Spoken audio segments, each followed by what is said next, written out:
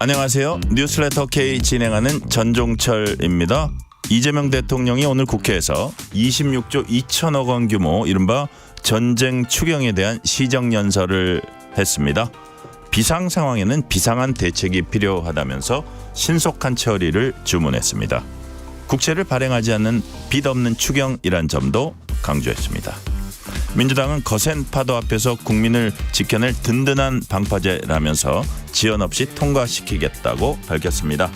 반면에 국민의힘은 위기 극복이 아닌 재정 파탄의 서막이라면서 막대한 유동성 때문에 물가 상승이 우려된다고 지적했습니다. 추경과 2월 지방선거 둘러싼 다양한 이슈들을 정치 토크 코너에서 자세히 분석합니다. 윤석열 정부 당시 있었던 검찰의 조작 기소 의혹을 밝히겠다는 국회 국정조사가 지금 진행되고 있습니다. 이 국정조사 대상 중 하나인 쌍방울 대북 송금 사건과 관련해서 담당 검사와 이화영 전 경기도 부지사 변호사 간 녹취가 공개되면서 여야 공방이 거세지고 있습니다. 인터뷰 코너에선 국정조사 특위 민주당 간사인 박성준 의원을 만나서 여러 쟁점에 대한 민주당의 입장을 들어봅니다. 뉴스레터 K 지금부터 시작합니다.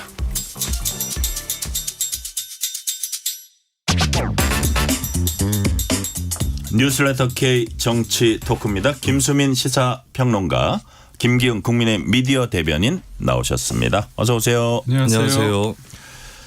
이재명 대통령 이른바 전쟁 추경에 대한 시정연설했습니다. 이 대통령 연설 내용부터 들어보시겠습니다. 국민이 낸 세금을 국민들께서 필요로 하는 곳에 또 적기에 사용하는 것은 정부의 마땅한 책무입니다. 위기일수록 사회적 약자를 더 두텁게 보호해야 한다는 원칙과 경제 회생의 골든타임을 놓치지 않겠다는 각오 아래 총 26조 2천억 원 규모의 추가 경정 예산안을 마련했습니다. 중동 전쟁 위기로 꼭 필요한 곳에 과감하게 투자하면서도 그 부담이 우리 국민과 경제에 전가되지 않도록 설계하였다는 말씀을 드립니다. 특히 이번 추경안은 국채를 발행하지 않는 빚 없는 추경이라는 점을 분명하게 말씀드립니다.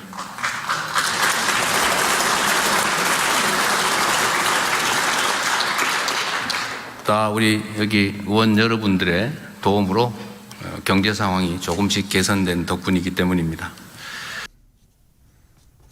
자, 지금 이재명 대통령 얘기 들어봤어요. 빚내지 않는 추경이다. 이 부분에 이제 아마도 민주당 의원들 박수 친 것 같고, 근데 그 중간에 이제 얘기를 들어보면 이런 얘기를 했습니다. 중동 전쟁 위기로 꼭 필요한 곳에 과감히 투자하면서도 그 부담이 우리 국민과 경제에 전가되지 않도록 설계하였습니다. 김수민 평론가님, 이 부분 동의하십니까? 일단 추경 자체가 현재 어느 정도 그 재정을 통해서 사회 위기에 대응해야 되는 그런 과제가 있기 때문에 추경 자체의 필요성에 대해서는 많이들 공감을 하실 것으로 보이고, 또 추경의 성격이 우리가 생각보다 돈이 더 거쳤기 때문에 좀 뿌리겠다 이런 취지가 아니라 현재 반드시 필요한 대응들 이런 것들에 맞춰가지고 편성을 한 추경이기 때문에 대략적인 기조에 대해서는 공감들이 많이 있을 것이라고 보고, 또 추경을 할 때마다 과거에 있었던 논란이 국채를 발행을 해서 재정에 부담을 안긴다라고 하는 그런 지적들이 있었는데, 이번 추경은 그런 적자 국채를 통한 추경은 아니기 때문에 좀 그런 걱정으로부터 자유로울 수 있는 그런 배경인 것 같습니다. 그리고 이재명 대통령이 대통령 되기 전에 이를테면 대선 후보 시절이라든지 이럴 때 TV 토론을 할 때 보면 국가가 어느 정도는 빚을 더 져도 된다라는 입장이었었거든요. 아마 그 입장은 현재도 바뀐 건 아닐 텐데, 근데 어지간하면은 빚을 내서 하는 그런 예산 편성은 지양을 하고 일단은 조금 더 거친 돈으로 하겠다라고 하는 조금 더 예전에 대통령 후보 시절에 사람들이 걱정했었던 재정 건전성에 대한 어떤 침해 이런 것들하고는 다른 그런 재정 기조를 유지를 하고 있는 것으로 보입니다. 네, 똑같은 질문을 김기흥 대변인께 드릴게요. 저는 추경할 수 있습니다. 근데 이재명 대통령께서 말했던 빚 없는 추경, 이거는 사실상 어떻게 보면 진실을 호도했다고 봅니다. 이미 정부는요, 이재명 정부는 매해 110조씩 매 110조씩 국채를 발행해서 예산을 편성합니다. 이미 전제부터가 국채를 발행해서 빚을 내서 추경을 한다는 겁니다. 그리고 작년이 670조였습니다. 올해가 728조입니다. 50조를 늘렸어요. 다른 정부보다 50조를 깔고 가는 겁니다. 근데 여기에다 25조를 하는 거잖아요. 내년도는 800조가 된다는 겁니다. 그러면 이게 지금 법인세가 좀 거쳐가지고 추경을 한다는 겁니다. 그럼 사람들이 들었을 때 아 그래 빚내서 추경하지 않으니까 괜찮다. 근데 제가 말씀드렸잖아요. 이미 50조를 더했고요. 이미 110조를 국채를 발행해서 적자에서 시작을 한 겁니다. 그런데 삼성전자나 SK하이닉스에서 법인세가 된다고 해서 그 지금 수익 난다고 해서 그거를 추경으로 한다? 아니 그러면 빚을 110조씩 계속 늘리는데 그럼 이게 수익이 났을 때 갚아야 되잖아요. 갚지 않습니다. 그러면 정부를 운영하는 집권 세력 입장에서는 벌면 버는 대로 그리고 벌지 못하면 또 빚내서 다 예산을 책정하는 거잖아요. 그럼 누가 갚습니까? 그리고 이재명 대통령께서 얘기하는 정부가 빚이 있어도 괜찮다. 당연히 해야 된다. 그건요. 진짜 잘못된 말씀인 게 우리나라는 기축통화국이 아닙니다. 전 세계적으로 기축통화국이 아닌 나라에서 이렇게 빚이 늘어난 속도가 가장 빠른 나라가 우리나라입니다. 그러면 지금 우리나라가 환율이 높잖아요. 그게 기본적으로 우리의 돈 가치는 떨어지고 있는데 달러의 수요는 늘기 때문에 고착화된 현상이 부분이 있고요. 무엇보다도 지금 고금리, 고물가, 고환율이지 않습니까? 그러면 유동성이 커지면 어떻게 됩니까? 금리를 내리지 못합니다. 물가가 오르기 때문에. 그래서 이게 앞뒤가 안 맞는 상황이라고 말씀드립니다. 네. 요 질문은 김기웅 대변인께 먼저 드림. 그러면 이게 이제 뭐 빚 안 내는 국채 발행하지 않는 거다. 이거는 그 이전에 이미 깔고 왔기 때문에 그거는 진실을 좀 호도하는 거다. 그렇죠. 그러니까 그런 거고 사실은 그렇게 많이 내놨기 때문에 세수가 생겼을 때 갚으면서 해야지 이거를 족족 다 쓴다는 거는 포퓰리즘이라고 안 볼 수 없다 뭐 이런 거잖아요. 네, 예, 저는 예. 궁금한 게 그러면 누가 갚습니까? 모든 정부가 이렇게 만약에 새로운 정부가 들었습니다. 그러면 매해 110조씩 이렇게 국채를 발행하겠다. 그리고 버는 족족 그렇다면 갚지 않고 그대 쓰겠다. 그럼 본인들은 좋죠. 그렇지만 대한민국은 지속 가능해야 되지 않습니까? 그리고 우리 세대들이 갚아야 되잖아요. 저출산 고령화 사회에서 이거 누가 갚습니까? 그렇기 때문에 저는 책임 있는 정치인이란 집권 세력이라면 이런 얘기를 어떻게 이런 식으로 하는가에 대해서 국민을 호도하고 있다고 봅니다. 자, 그러면 이제 그게 돈을 갚지 않고 쓰는 그 부분 이미 그 국채가 깔려 있는 부분 이 얘기를 해 주셨는데 그럼 이번 추경 예산안 자체 그 구체적인 내용을 들여다봤을 때 그 부분은 어떻게 평가하세요? 그러니까 지금 고물가 그리고 무엇보다도 이제 원유, 석유, 휘발유 아닙니까? 그렇다면 우리나라는 간단한 방법이 있습니다. 유류세를 관련해서 이 부분에 대해서 유류세를 내지 않게끔 하는 겁니다. 그러면 그게 가격이 떨어지잖아요. 그 부분을 이미 주는 게 아니라 일정 부분 그러면 되는 거죠. 그러니까 결국 지금 보면 고유가 부담 완화 3대 패키지 중에서 저희가 볼 때는 예를 들어서 유류세 관련한 부분을 집중하거나 아니면 정유사 관련해서 최고 가격제 관련해서 적자를 하고 있는 데에서 보존을 해줘야겠죠. 그런데 국민 전체 하위 70%를 대상으로 최소 10만 원에서 최대 60만 원까지 주는 부분. 어려운 부분 소상공인이나 아니면 에너지 취약 계층에서 주는 건 괜찮은데 하위 70%는 4인 가족 기준으로요. 한 달에 900만 원 버는 사람도 70%에 포함이 됩니다. 그럼 이런 분들까지 그리고 사실 저도 돈 받으면 좋거든요. 이 비용까지 이렇게 추경까지 한다는 건 선거를 앞두고 일종의 매포 행위라고 볼 수밖에 없습니다. 네, 요 똑같은 질문을 김수인 평론가께 네. 드리면 그 자체 뭐라 그럴까요? 그 추경안 자체 내용을 갖고 또 야당에서 비판을 합니다. 그런 부분은 어떻게 평가하세요? 일단 그 국채 관련한 부분 이번 추경만 아니면 되는 것이냐 이미 본 예산이라든지 여기에 국채 발행을 했지 않나 이런 얘기를 하시는데 근데 그렇게 그 후세대의 빚을 우려하시는 분들이 왜 유류세나 이런 것들은 계속 깎기만 하자고 하는지 잘 모르겠습니다. 유류세는 지금까지 너무 수차례 오랫동안 깎아와가지고 뭐 더 깎는다고 해서 이게 뭐 정부에는 또 부담이 될 것이고 세수가 줄어드니까요. 근데 또 민생 경제는 얼마나 도움이 될까 이런 부분은 점점 더 의구심이 있는 것이고 근데 유류세는 뭐 그럴 수 있다고 치는데 전반적으로 지금 국민의힘 민주당도 비슷한데 국민의힘은 더 심하죠. 감세 기조 아닙니까? 근데 빚은 줄이자면서 왜 세금은 또 깎자고 하는 것인지 이런 것들이 일단 앞뒤가 좀 맞지 않는다라고 생각을 하고 그리고 그 정부의 부채에 대해서는 사실 기축통화국이 아니기 때문에 신경을 써야 한다 이렇게 말씀들을 많이 하시고 어느 정도 맞는 얘기입니다만은 근데 기축통화국의 정부 부채 규모하고 한국 정부 부채 규모를 비교를 하면 엄청나게 큰 차이가 나거든요.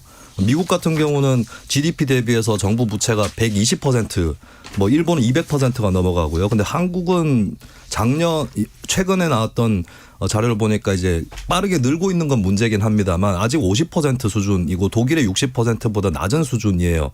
예전에 IMF에서 독일, 한국 이 나라들 돈을 좀 더 적극적으로 풀어야 된다라고 했을 정도로 어느 정도 전통적으로 재정 건전성을 지켜온 국가이기 때문에 물론 앞으로 국가 빚이 늘어나는 부분에 대해서는 주의를 해야 되겠지만 근데 매사했으면 안 된다. 그리고 사실 이게 국가라는 게 국가의 재정 운영이 빚을 냈다가 또 나중에 어느 정도 빚을 내서 그걸로 갚는 측면도 있는 거거든요. 가계부채하고는 좀 성격이 다르기 때문에 이 부분에 대해서는 좀 적정 수준을 찾아갔으면 좋겠다. 무작정 그냥 빚내지 마라 이렇게 얘기할 건 아니고 그리고 한편으로 아까 말씀드렸지만 세금은 또 무작정 깎아야 된다.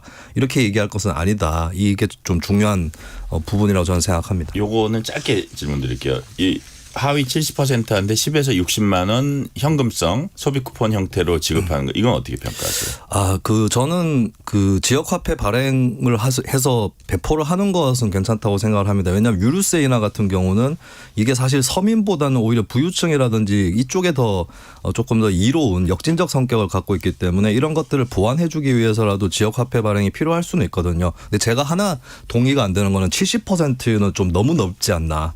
생각을 합니다. 좀 하위 계층 쪽으로 조금 더 집중을 해서 주는 것이 좋지 않을까. 왜냐하면 지역화폐는 현금은 아니지만 본인이 현금으로 소비를 할 것을 지역화폐로 쓸 수가 있는 거잖아요. 그러면은 중산층 이상으로 가면은 이게 어떤 경기 진작에 쓰인다기보다는 저축 쪽으로 더 들어갈 가능성이 높아집니다. 그런 만큼 이미 이재명 정부에서 동일 액수를 모든 사람 혹은 넓은 계층에게 지원한다라고 하는 이것은 고집하고 있지는 않거든요. 그런 의미에서는 하위 계층 쪽으로 좀 더 정부 여당이 집중을 할 것으로 예상이 됐는데 70%면 조금 넓다 그런 생각을 합니다. 네. 지금 상황에 대해서 장동혁 국민의힘 대표는 어떤 생각을 하고 있는지 장동혁 대표 얘기 들어보시겠습니다. 부산특별법이 포퓰리즘이 아니고 이번 추경이 진짜 포퓰리즘입니다. 국민 70%에게 최대 60만 원씩 현금을 살포하고 영어와 숙박비 할인, 문화예술 분야 지원까지 포함시켰습니다. 영화표까지 나눠주면서 지방선거 표 사겠다는 겁니다. 많은 전문가들이 S의 공포, 즉 스태그플레이션을 경고하고 있습니다. 환율은 여전히 1,500원을 훌쩍 넘기고 있고 물가와 금리도 하늘 높은 줄 모르고 치솟고 있습니다. 돈을 풀면 인플레이션의 속도는 더 빨라지고 풀린 돈이 부메랑이 되어 민생을 강타할 것입니다. 지방선거만 끝나면 보유세 올리고 담배값, 소주값 올리고 설탕세까지 만들어서 그 돈의 몇 배를 걷어갈 것입니다. 자, 장동혁 대표 말 조금 요약을 해보면 지방선거 겨냥한 현금 살포하고 그러면 물가 인상될 거다. 선거 끝나고 나면 또 그거를 보충하기 위해서 뭐 보유세, 담배값, 소주값 올려서 돈 더 걷어갈 거다. 김수인 평론가님 이런 네. 주장은 어떻게 보세요? 그러니까 이렇게 자꾸 이걸로 지출하는 걸로 봐서 앞으로 세금 올릴 거 아니냐라고 몰아붙이는 것도 부적절하지만 이 세금 문제를 그러면 앞으로도 올리면 안 될 것으로 못 박는 것도 부적절하다. 유류세 같은 경우는 이런 국면에서 어느 정도 인하할 수 있겠다 치지만 또 어떤 세금은 앞으로 올려야 될 가능성도 있습니다. 그리고 어떤 세금을 올리는 거를 하지 않겠다면 다른 세금을 올리는 방법 이런 것들을 또 찾아봐야 될 것 같은데 모든 분야에 걸쳐서 세금은 다 안 된다. 올리면 안 된다. 이런 식으로 접근하는 거는 정치권 스스로도 정부가 쓸 수 있는 재원이라든지 이런 것들에 대해서 그 여지를 많이 없애는 그런 자충수가 아닌가. 그렇게 보여지고 한국이 예를 들어서 예전에 그 유럽의 복지국가처럼 그 재정도 엄청 크고 세율도 높았으면 뭐 어느 정도는 당분간 감세를 하자 이런 여지는 있을 수 있겠지만 한국은 OECD 국가들 중에서 조세 부담률이 가장 낮은 국가거든요. 각종 그 세액 공제라든지 이런 것들로 또 중산층 포함해서 굉장히 세금들을 오히려 더 돌려받는다거나 이런 것도 상당히 큰 나라인데 이게 모든 분야에 걸쳐서 절대 증세는 안 돼.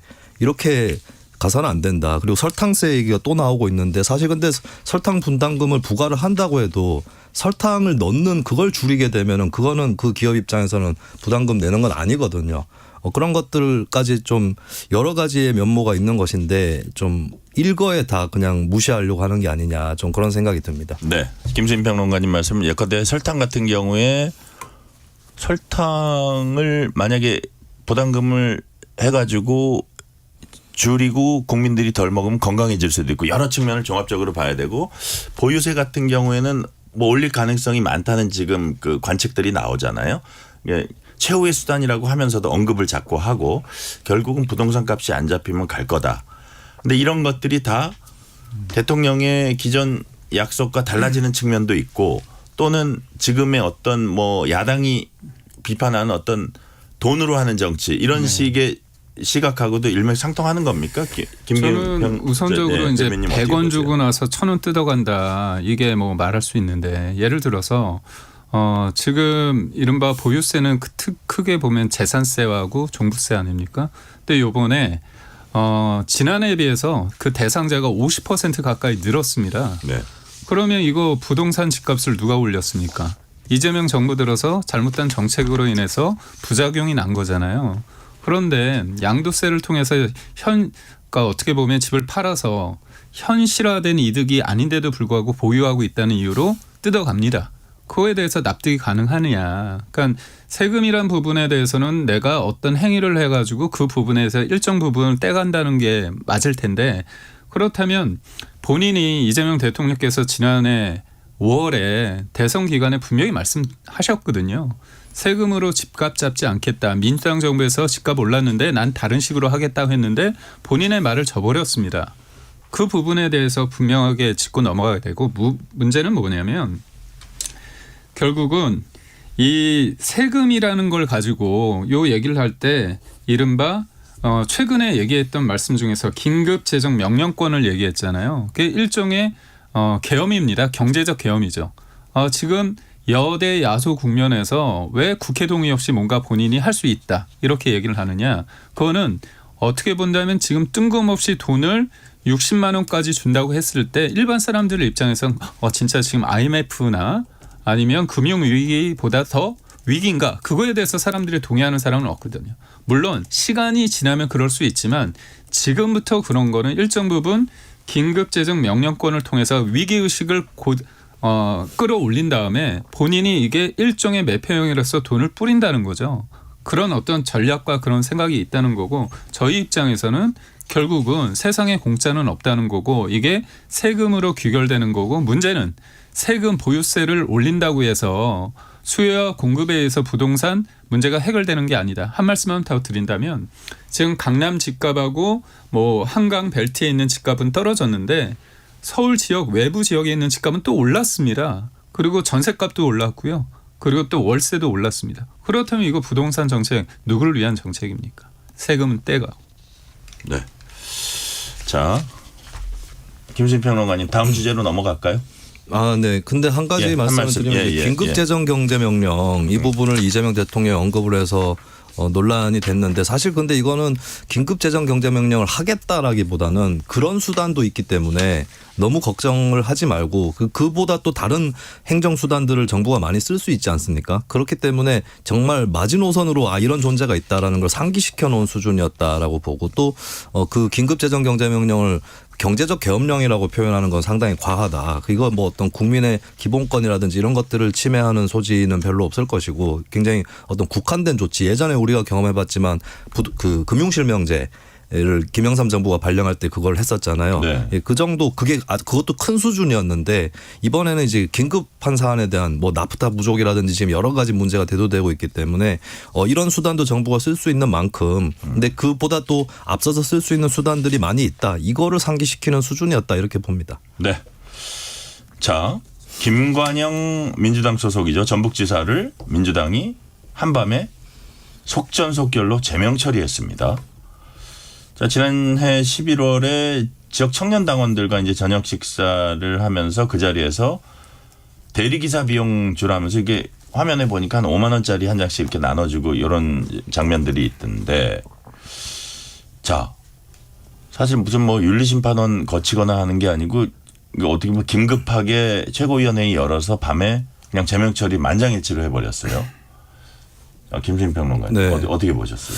일단 이게 CCTV를 통해서 현장이 잡혀 있잖아요. 예, 워낙 예. 근거가 확실한 것이고, 그리고 글쎄요, 김관영 지사 입장에서는 그게 큰 금액은 아니었다. 대리기사비 정도였다라고 하는데 그것 그래요. 치고도 좀 많거니와, 근데 상식적으로 납득이 안 되는 것은 선거에 출마하시는 분들은 다 압니다. 김관영 지사는 국회의원도 해봤었고 지사까지 지내셨는데 선거 때 그렇게 돈을 주는 것 자체가 굉장히 그게 그 기부 행위로 규정이 되기 때문에 선거법 위반이라고 볼 수 있는 그게 뭐 거의 100%거든요. 그거를 과연 모르고 그렇게 돈을 건넸는가. 결국에는 어느 정도 조직 관리 차원에서 이미 이제 이 사람들은 뭐 지지자라고 볼 수 있겠죠. 그날 상황을 보면은 뭐 김관영 이름을 연호를 하기도 하고, 그렇다면 이제 매표라기보다는 조직 관리 차원에서의 격려. 그렇죠. 그런데 그런 돈도 주면 안 되는 거거든요. 네. 선거 비용이라는 게 다 규정이 돼 있는 것이고, 선거 사무원들도 본격 선거 운동 기간에 뭐 하루에 얼마를 주고, 그리고 그 돈은 얼마만큼 보전받을 수 있다, 이런 규정들이 다 있는 것인데, 이거 뻔히 선거법 위반이라는 거를 스스로 알면서, 그러니까 지갑에서 10,000원짜리 한 장 나가는 것도 조심해야 되는 상황인 거거든요. 이러면은 이거는 뭐 할 말이 없는 거 아닌가 싶습니다. 그래요. 자, 이게 이제 민주당 입장에서 네. 예를 들어서 만약에 김관영 지사가 지금 유력한 후보였잖아요. 그래서 안호영 그 지금 상임위원장이죠. 네. 이분 같은 경우에는 그쪽 마음이 있었는데, 김관영 어떻게 보면 세 보이니까 이제 지지 선언 하려 그러다가 이 일이 있으니까 다시 출마한다는 거거든요. 네. 이런 상황까지 그 구도에도 완전히 변화가 생기는데 어차피 이 정도 뚜렷한 사안이면은 후보로 내세워도 나중에 당선 무효형이나 뭐 이렇게 어쨌든 이게 무효가 될 가능성이 높다, 이렇게 판단한 건가요? 아니면 어떻게 제가 어떻게 볼 보세요, 때는 김기영 대변인? 전재수 예. 의원이나 예.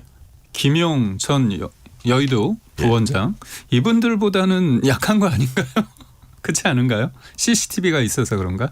제가 이 말씀을 드리는 건 제가 김관영 전북지사에 대해서 옹호하는 건 절대 아닙니다. 그러니까 CCTV가 명확하고 본인은 이제 그 사람들한테 술 마셨으니까 대리운전해라, 그런 취지로 이제 돈을 나눠주고 문제가 있을 것 같으니까 돌려받았다는 주장인데요. 부적절하죠. 그런데 저는 지금 민주당의 어떤 이 문제를 풀어가는 방식을 봤을 때 저는 약간 내 사람이 아니다, 그러다 보니까 과감하게 이른바 읍참마속이 아니에요. 그냥 마속만 한 것 같습니다. 장경태 의원이었으면 어떤 일이 벌어졌을까요? 제가 볼 때는 뭉개지 않았을까. 아니, 이건 제가 그냥 하는 말이 아니라 지금 전재수 의원 같은 경우 어떻습니까?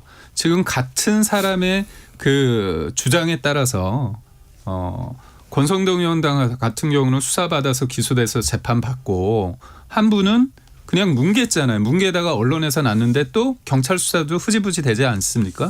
김영 전 의원 같은 경우는 1심, 2심에서 다 유죄가 나왔는데도 불구하고 전국을 돌아다니고 계시지 않습니까? 그리고 어떤 의원께서는 본인이 대출 사기로 인해서 의원직을 박탈했는데 안산 시민이 원한다고 해서 안산을 오라고까지 얘기를 하는데 그거에 대해서 당이 오라고 얘기 안 하잖아요.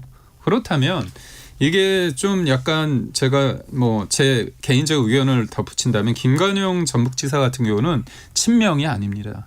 그리고 친청도 아닙니다. 그러다 보니까 아까 말씀하신 것처럼 안호영 의원 같은 경우는 이분이 원래 마음이 있었는데 질까 봐 못 나가다가 어제 오후에 갑자기 상임위를 사퇴하고 나가겠다고 얘기했거든요. 상임위원장. 예. 그리고 밤에 제명이 됐습니다. 그러니까 뭔가 흐름을 읽었다는 거죠. 그래서 저는 김관영 지사의 어떤 요 부적절한 행위에 대해서는 문제를 삼을 수 있는데, 그 정광석과 같이 어젯밤에 이렇게 한 부분은 소위 말해서 김관영 지사에 대한 어떤 뭐랄까요, 굳이 챙기고 싶은 사람들이 없었다. 이런 냉정한 정치적 상황을 말씀드려봅니다. 그래요. 자, 김관영 지사 재선 의원 출신이고 그다음에 이제 도지사도 전북 도지사도 이제 4년 다 끝나가니까 또 관록 있는 정치인인데 이런 일을 저도 어제 저녁 자리에서 갑자기 들어가지고 사실 저녁 자리에 있던 사람들이 좀 놀라기는 했습니다. 자, 민주당 정원호 후보 얘기까지 한번 해볼게요. 자, 처음에 이제 김재섭 의원이 제기할 때는 여직원과 마치 둘이 칸쿤에 간 것처럼 이런 식으로 사람들이 이해를 많이 했을 거예요. 근데 민주당에서 해명을 하기를 11명의 출장이었다. 물론 칸쿤에 안 가고 돌아온 사람도 있긴 있지만 여하튼 칸쿤에 같이 이렇게 동행한 사람도 상당수 있었다 이런 얘기거든요. 그래서 이제 어떻게 보면 초점, 뭐 공격의 초점이랄까 그게 자 그러면 어떻게 경유지에 하루 자는 것도 아니고 2박 3일 있냐. 이게 무슨 경유지냐. 그거야말로 유흥이나 정말 세계적인 휴양지 그 아까우니까 그냥 지나치기 아까우니까 여행 아니냐 뭐 이런 걸로 조금 옮겨가고 있거든요. 그래서 어떻게 김수민 평론가님은 네. 지금 이 상황은 어떻게 평가하세요? 그러니까 지금 논점을 좀 제대로 잡아야 될 것 같은데 뭐 여성 직원하고 둘이 간 거 아니냐 이거는 아닌 것 같아요. 다른 쪽으로 해서 합류해서 같이 이 일정을 소화한 사람들이 있는 것으로 보이고 예를 들면 지금 그 언론에 출장 결과 보고서가 공개된 것이 경북 안동 지역에 이재갑 시의원이라고 있습니다. 네. 여담이지만 이분이 91년 지방자치 부활 때부터 지금까지 계속 의원을 하고 계시는 10선이신가 아마. 아, 그런 분이 있어요. 네, 그리고 심지어 무소속입니다. 엄청난 저력으로 안동 지역에서 저도 한 번 뵌 적이 있는데 네, 이분이 어떻게든 뭐 여기에 이 일정에 같이 참여를 하셔가지고 이분 보고서가 또 있어요. 칸쿤의 문화관광 활성화 지역 시찰이라고 있는데 뭐 박물관 견학이라든지 이런 일정들이 들어가 있거든요. 네. 그래서 이거는 정원호 예비 후보가 경유지라고 표현을 했는데 경유지에서 이렇게 한 두세 가지 일정들을 또 소화를 할 수 있는가 이 부분에 대해서는 의문이 제기될 수 있고 혹시나 그러니까 공무 목적의 출장이었던 건 맞는데 그 중간 일정에 나간 김에 좀 쉬었다 오자라고 해서 이게 일정이 조금 더 들어갔던 건 아닌가. 그러니까 그 문서에 대해서도 이게 중간에 뭐가 뭐 사라졌다고 하고 이게 제대로 심사가 된 거냐 이런 의문은 있는 거거든요. 근데 처음부터 여기에 좀 초점을 맞춰가지고 제기를 했으면은 좀 뉴스를 들으시는 분들도 헷갈리지 않았을 건데 근데 김재섭 의원이 좀 뉘앙스라든지 이런 것들을 포함해서 너무 지나치게 뭔가 그 있었던 것처럼 그렇게 처음부터 그렇게 좀 몰고 가기 시작하니까 본인도 이제 아내가 그렇게 얘기한 적 없다라고 굳이 또 얘기를 해야 되는 상황이 돼버린 것 같아요. 그래요. 자, 지금의 초점은 좀 달라진 것 같긴 하지만 그럼에도 불구하고 또 뭐 성별을 그런 식으로 하고 또 이런 것들도 있어서 자, 이 부분은 어떻게 보셨어요? 저는 이거를 김재섭 의원의 그런 프레임을 가지고 또 공격을 하더라고요. 근데 여러 가지 중에서 일부를 가지고 문제 제기한 사람 메신저를 공격하는 전형적인 프레임이다 볼 수 있고요. 무엇보다도 저는 이분이 그 주최 측에서 초청을 해서 갔다. 그래서 무료로 간 줄 알았습니다. 10박 12일 동안 2,800만 원을 두 분이 썼습니다. 그렇다면 칸쿤이란 곳은 저는 잘 몰랐는데 진짜 뭐 천국 같은 곳이 이곳이다. 뭐 가고 싶은 그런 지역이라고 그러더라고요. 근데 무료 버스를 6시간 타가지고 300km를 이동해서 칸쿤에 갑니다. 근데 칸쿤에 갔을 때 보면 가는 도중에 또 유적 도시를 방문을 하고요. 또 칸쿤 해변, 그다음에 고고학 유적지, 마야 박물관 아주 깨알같이 살뜰하게 다 챙깁니다. 그럼 그 비용은 뭡니까? 2,800만 원 중에서 그 비용이 있는 거잖아요. 그렇다면 최소한 문제 제기가 있을 때 좀 부끄러워하거나 죄송스러워야 되는 게 있는데 아니 여성관계 뭐냐? 아니 여성관계 우리가 문제를 삼은 게 아니라 여성이 가셨는데 왜 남성으로 돼 있냐? 그리고 그 문제를 제기하니까 왜 그걸 또 가리느냐? 그리고 처음에는 서명이 없다가 나중에는 왜 서명이 생기느냐? 그렇다면 문서가 사후적으로 조작될 개연성이 있다는 거 아닙니까? 그렇기 때문에 이 문제는 여러 가지 일정상 부적절하다는 게 전반적인 내용이고요. 거기에 여성 남성은 부차적인 얘기입니다. 실시간 교통 상황 알아보겠습니다. 라디오 교통정보센터 박소정 리포터 나와주세요. 네, 이 시각 교통정보입니다. 지금 고속도로는 수도권 중심으로 곳곳에서 퇴근길 정체 이어집니다. 먼저 경부고속도로 서울 방향인데요. 북천안 부근 갓길에선 고장난 승용차를 처리하고 있고요. 이후 안성부터 안성휴게소까지 총 9km 정도 가다서다 반복합니다. 수원과 판교 일대 각각 2km 정도씩 밀리고 있고 이후 시구간 진입해서 양재에서 반포까지 쭉 어렵습니다. 반대쪽은 한남을 시작으로 서초까지 막히고요. 신갈분기점에서 수원 사이로 서행합니다. 서해안고속도로 서울 방향 서평택 분기점에서 화성휴게소까지 8km 정체인데요. 매송휴게소에서 용담터널까지도 차간격 좁혀 지납니다. 앞 시간 일찍 분기점 부근에선 사고가 있었습니다. 처리는 완료됐지만 아직 광명역부터 밀리고 있고요. 수도권 제1순환고속도로 경기 서쪽 일산 방향입니다. 판교 분기점 부근 주춤하고요. 이후 안양터널에서 수리터널까지 답답합니다. 안현 분기점부터 송내까지는 9km 밀립니다. 반대 방향은 앞선 작업 여파로 일산부터 속도가 떨어집니다. 김포요금소를 지나 송내까지도 더디게 지납니다. 지금까지 KBS 교통정보센터였습니다. 퇴근길, 당신과 함께 있는 세상 이야기. KBS 1라디오 뉴스레터 K. 문자 샵 9730, 짧은 문자 50원, 긴 문자 100원. 어플리케이션 콩은 무료. 유튜브 KBS 1라디오 계정 채팅창도 열려 있습니다. 실시간 교통 상황 살펴봤습니다. KBS 1라디오 뉴스레터 K 정치 토크. 김수민 시사평론가, 김기영 국민의힘 미디어 대변인과 얘기 나누고 있습니다. 자, 이번엔 국민의힘으로 가봅니다. 법원이 김종혁, 배현진 징계 제동건대에 이어서 김영환 충북지사 컷오프 효력정지 신청도 받아들였습니다. 서울 남부지법 민사합의 51부 같은 재판부가 지금 이런 것들을 쭉 하고 있는 건데, 장동혁 대표가 뭐 어제는 국민의힘 공관위원장, 윤리위원장 그 재판장이 맡아라 이런 비아냥도 좀 했는데, 오늘은 이런 얘기를 했어요. 국민의힘 관련 가처분 사건은 유독 왜 자꾸 민사합의 51부가 계속 맞냐 질의했더니, 그 재판장이 국민적 관심이 높거나 자신이 하고 싶은 사건만 본인에게 배당하고 나머지 사건은 다른 재판부에 배당한다고 한다라는 게, 이게 임의 배당 아니고 자의 배당이라는 공정성 잃었다. 이거까지가 이제 장동혁 대표 얘기인데, 여기 대해서 법원은 뭐라 그랬냐, 남부지법은 사실무근이고 장 대표 질문 받은 적도 없다 이런 해명됐고요. 그래서 김기영 대변인 보시기에는 이게 어떻게 된 건지 좀 파악이 된 게 있나 해서요. 우선적으로 네. 국민의힘이 남부지법에 공개적으로 묻지는 않았습니다. 그런데요. 네. 국회에는 누가 나옵니까? 파견 판사가 나옵니다. 그래서 개별 법원이나 공보판사에게 직접 문의하지는 않았고, 국회에 파견된 자문관 또는 법원 협력관을 통해서 법원 행정처를 거쳐 관련 사안을 확인을 했습니다. 예. 확인을 했습니다.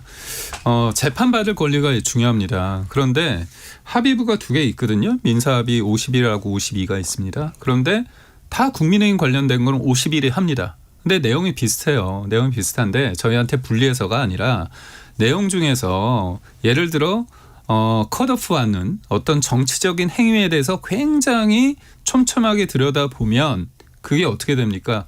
정치라는 것들이 법의 틀 안에서 해석된다면 그걸 할 수 있는 게 없잖아요. 그리고 공천이라는 건 고도의 정치적인 행위입니다. 그리고 그걸 행위를 통해서 유권자의 선택을 받는 거거든요. 네. 근데 하나부터 열까지 이런 식으로 입장이 비슷하게 나온다면 이거는 우리한테는 좀 문제가 있어요. 근데 알고 보니까 한 분이 다 하시네요.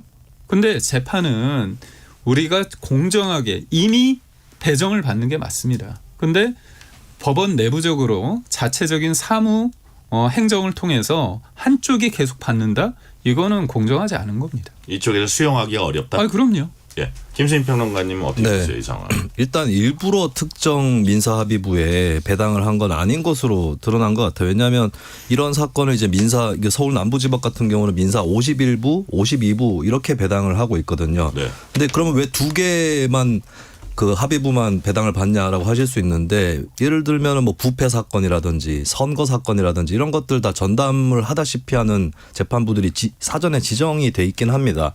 그리고 왜 51부로 국민의힘 사건들이 쏠리는가? 이 부분은 이제 민사 52부는 3명의 판사가 있고 51부가 1명이 있는데 좀 52부 쪽에는 뭐 상장 폐지 사건이라든지 좀 급한 이런 사건들이 조금 더 몰려드나 봐요. 네. 그렇기 때문에 51부가 일단은 조금 더 맞는 식으로 그렇게 운영을 해왔던 것이고 이게 제도나 운영상으로 좀 한쪽으로 쏠리는 것이 바람직하지 않다라는 지적은 할 수 있다고 봅니다만 근데 일부러 그렇게 배당을 한다거나 혹은 그걸 유도했다거나 이렇게 볼 수는 없는 것이고 그리고 법원이나 해당 판사 입장에서는 이렇게 생각을 할 거예요.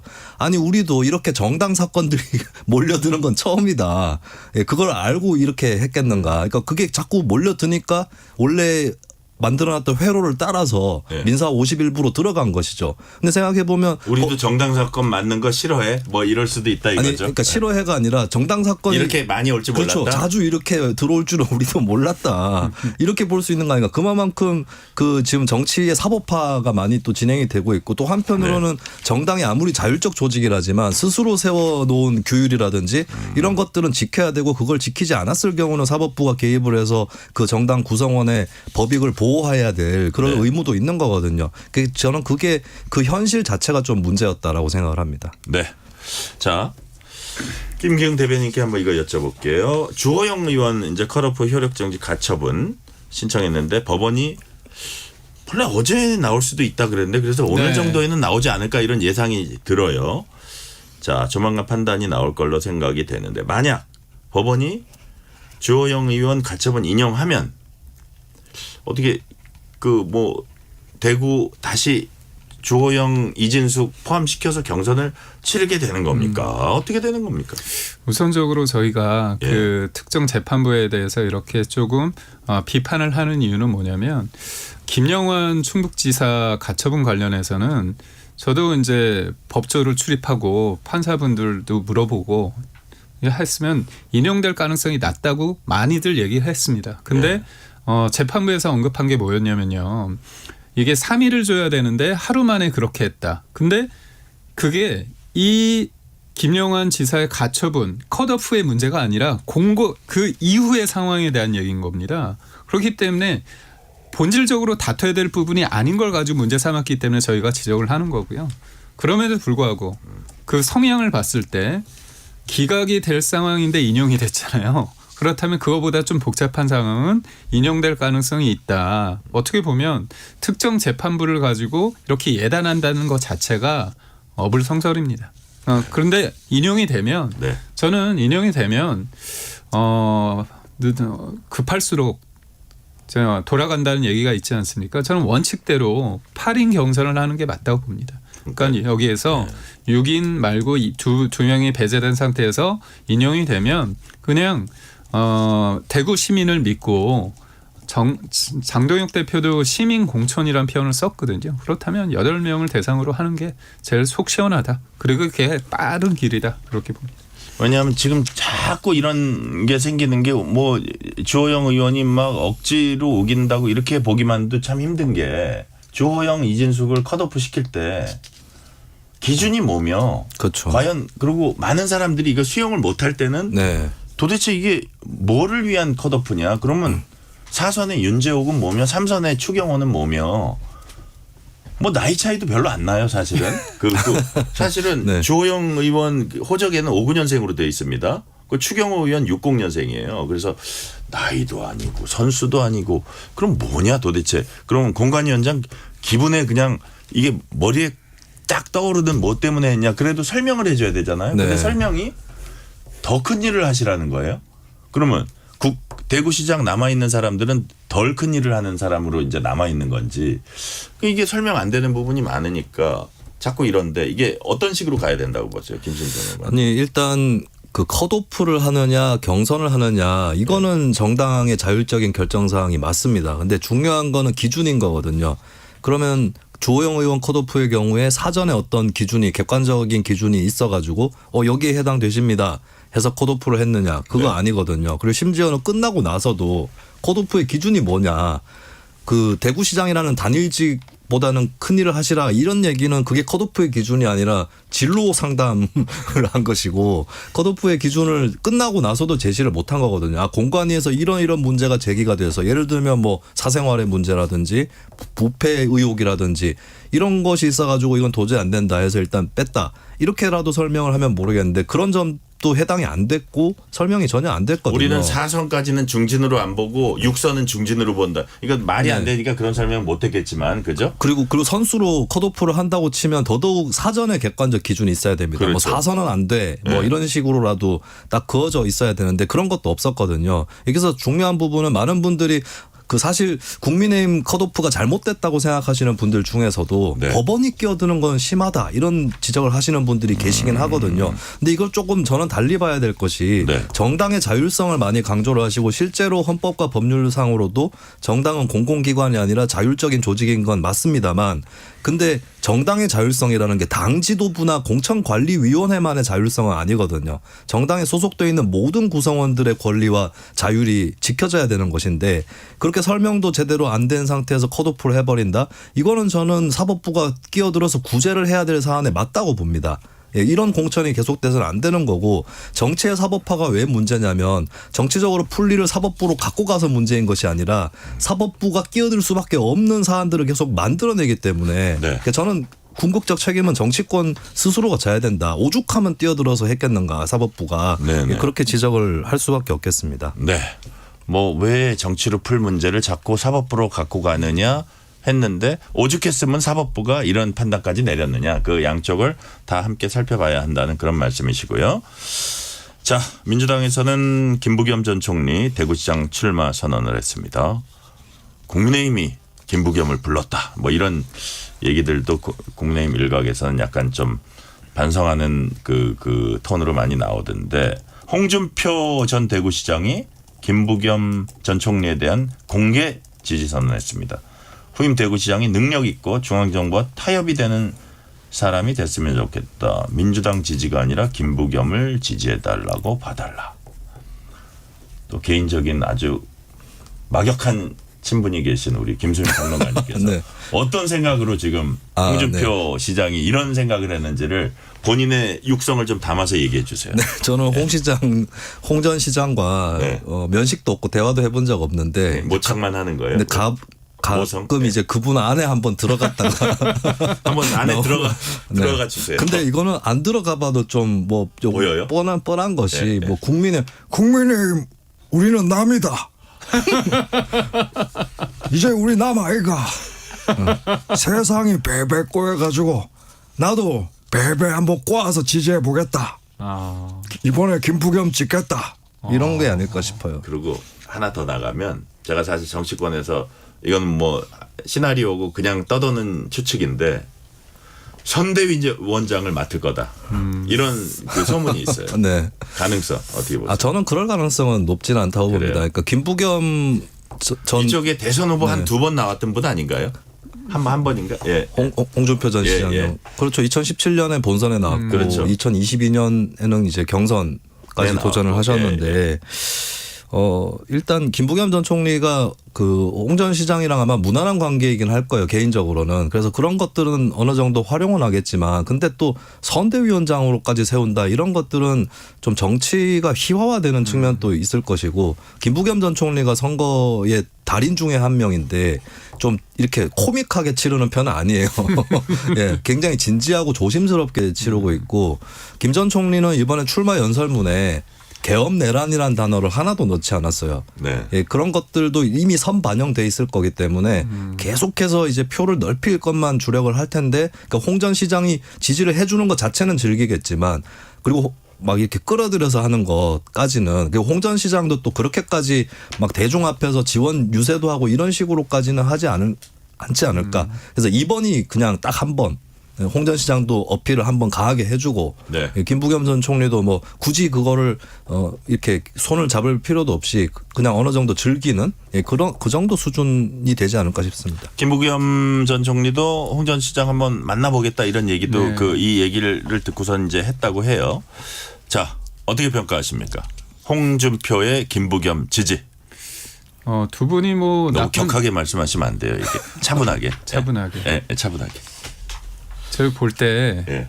사람이 그런 것 같습니다. 누굴 좋아하는 것보다 누굴 싫어하는 것으로 인해서 행동이, 그러니까 어떤 사람이 어떤 선택을 하고 행동하는 데 있어서의 어떤 기제는 좋아서라기보다는 누굴 싫어하기 때문에 그런 부분이 있는 것 같아요. 뭐 복잡하게 얘기 드렸는데 국민의힘 후보 누구든지 싫어하는 것 같습니다.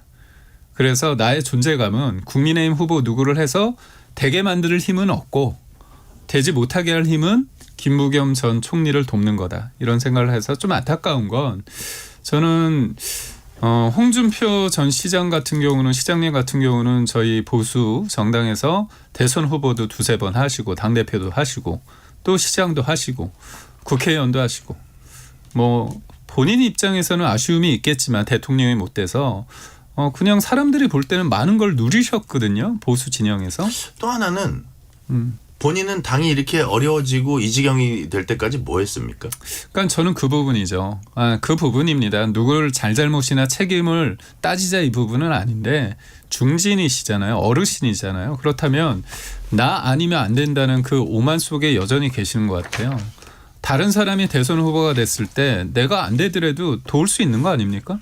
미국 하와이 가셨잖아요. 하와이 가시다 와가지고 자기 우물에 침 뱉는 격을 이렇게 했을 때 민주당 갈 수도 있는 것처럼 했잖아요. 아니 그리고 저는 사실 총리에 대한 욕심이 좀 있으신 거로 알고 있습니다. 근데 다 떠나서 제가 볼 때 이제 큰 어르신이기 때문에 근데 제가 볼 때는 김부겸 전 총리 쪽에서 너무 가까이 되면 이게 상대를 자극할 수 있거든요. 그래서 대구 시민들을 어떻게 보면 도발적인 행위가 될 수 있다. 그래서 적당한 선에서 식사하시고 그 정도에서 멈출 거라 봅니다. 밥이나 먹어라 뭐 이런. 아니 그건 아닙니다. 아니 그건 아니고요. 그렇죠. 꼬였어요.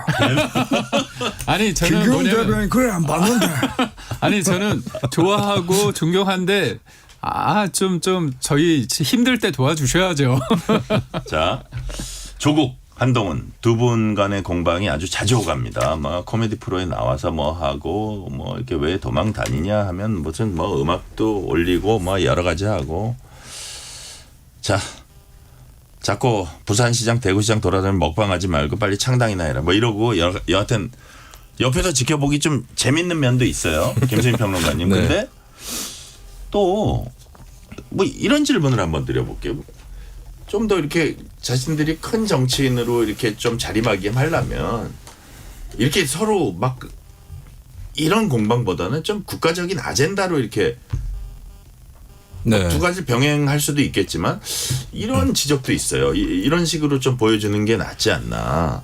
예. 그 어떻게 한동훈 보세요? 전 대표나 조국 대표나 국가적 아젠다는 나름의 본인들이 생각하는 건 있죠. 그런 예, 것들을 예. 표현한 적도 있고 뭐 조국 대표는 사회권 이런 걸 중요시해 갖고 한동훈 전 대표는 뭐 정책도 있지만은 뭐 본인이 법무부 장관 시절에 뭐 ISDS 그 소송 걸었던 부분이라든지 뭐 동행이라는 그런 네. 컨셉도 있죠. 근데 예. 이제 두 사람이 만났을 때는 이게 아젠다 얘기를 할 틈이 없는 것 같습니다. 그래요. 워낙에 악연으로 점철되어 있는 그런 측면이 있고 좀 비슷한 측면들도 있어요. 네. 그 팬덤형 정치인이라는 측면도 있고 나이 차이는 조금 나기는 하지만 어쨌든 법조인이라고 하는 뭐 이런 공통점이라든지 뭐 대학교 과서는 왜 아닙니까? 그렇기도 하네요. 그죠. 예, 그리고 예. 공교롭게도 이제 한 명은 의혹을 받은 수준이고 한 명은 처벌을 받긴 했는데 차이는 있지만 그 자녀 입시 관련한 의혹과 문제 이런 것도 공교롭게 얽혀 있어서 그러니까 조국 대표도 가끔 하는 얘기가 한동훈 전 대표는 왜 수사 안 받냐. 그러면 한동훈 전 대표는 나는 그 문서 위조 이런 거 안 한다. 뭐 이런 식의 그런 투닥거림이 계속 이어지기 마련인 거거든요. 근데 언젠가는 두 사람이 좀 어딘가 외나무 다리에서 결판을 내야 될 운명이 아닌가 싶은데. 부산에서 만나기를 학수고대하는 분들도 있어요. 네. 근데 두 사람 다 부산 한동훈 전 대표는 전 비교적 부산 출마 가능성은 크게 열려 있다고 보는데 근데 조국 대표는 지금 태세는 반드시 국회에 들어가야 된다. 라는 그런 입장인 것 같거든요. 그런 상황에서 부산에 좀 그 위험 부담이 있기 때문에 호남이나 수도권? 뭐 안산, 군산 이쪽이 더 유력하지 않을까 그렇게 보이는 게 있고 또 민주당에서도 좀 조국 대표가 부산으로 와서 선거를 하는 거에 대한 부담. 네, 왜냐하면 전재수 의원이 지금 그 여론은 좋다고 하지만 네. 정말 김부겸 전 총리도 그렇지만 삐끗하면 안 되는 거기 때문에 근데 조국 대표 마이너스 요인이 될 수 있다 이런 점들을 부담을 갖고 있어서 두 사람의 맞대결은 이번에는 좀 성사되기는 어려울 것 같아요. 네, 김기현 대변인. 시간 1분 미만이네요. 죄송합니다. 두 분이 제가 볼 때는 좀 친하신 것 같기도 해요. 약간 적대적 공생 관계 아닌가. 왜냐하면 제가 볼 때는 누군가 끊으면 끊을 수 있는 거거든요. 네. 근데 이렇게 함으로써 자꾸 이어가요? 이어가죠. 왜냐하면 저희가 이 소중한 시간에 언급을 하지 않습니까? 그러니까. 언론에서. 그래서 제가 볼 때 고도의 전략도 있는 것 같은데 우리가 넘어간 거예요? 그럴 수도 있는데 네. 제가 볼 때는 감정선에 있어서 두 분이 또 이거를 지고는 못 사는 성격 아닙니까? 근데 저는 한동훈 전 대표도 지금 조금 생각이 많아졌어요. 최근에 일부 언론에서 여론조사를 돌렸는데 네. 조국 대표하고 박민식 전 의원이 1강, 2강 그리고 한동훈 전 대표가 1중 그리고 김두관 전 의원이 1약이 나왔거든요. 3자 대결을 했을 때 박민식 전 의원이 네. 1등이 나왔습니다. 그렇기 때문에 본인이 거기 가서 반드시 이길 수 있을 거다. 그 부분에 대해서는 좀 생각이 많아질 거다. 이런 생각입니다. 네, 여기까지 말씀 듣겠습니다. 김수민 시사평론가, 김기현 국민의힘 미디어 대변인이었습니다. 오늘 말씀 감사합니다. 고맙습니다. 뉴스레터 K 1부 마치고 2부가 이어집니다.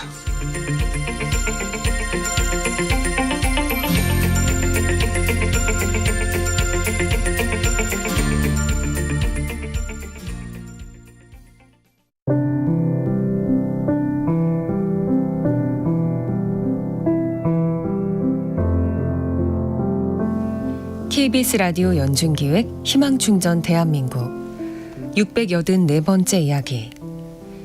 안녕하세요. 아나운서 유지원입니다. 16살 진성이는 오늘도 거친 숨을 내쉬며 힘겨운 하루를 시작합니다.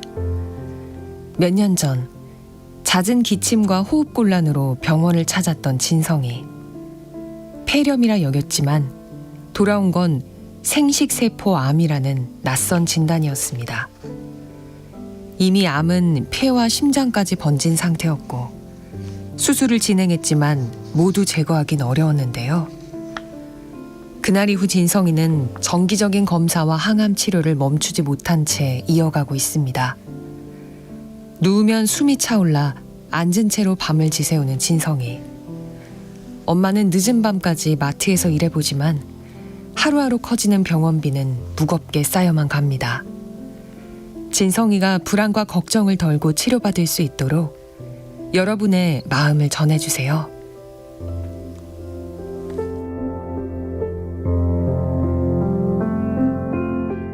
여러분의 따뜻한 손길이 희망의 빛이 됩니다. ARS 060-700-1580 060-700-1580 한 통화 3,000원으로 희망을 선물해주세요. KBS 라디오 연중기획 희망충전 대한민국은 초록우산 어린이재단, 인탑스 주식회사, 그리고 청취자 여러분과 함께합니다. ARS 060-700-1580 한 통화 3,000원입니다.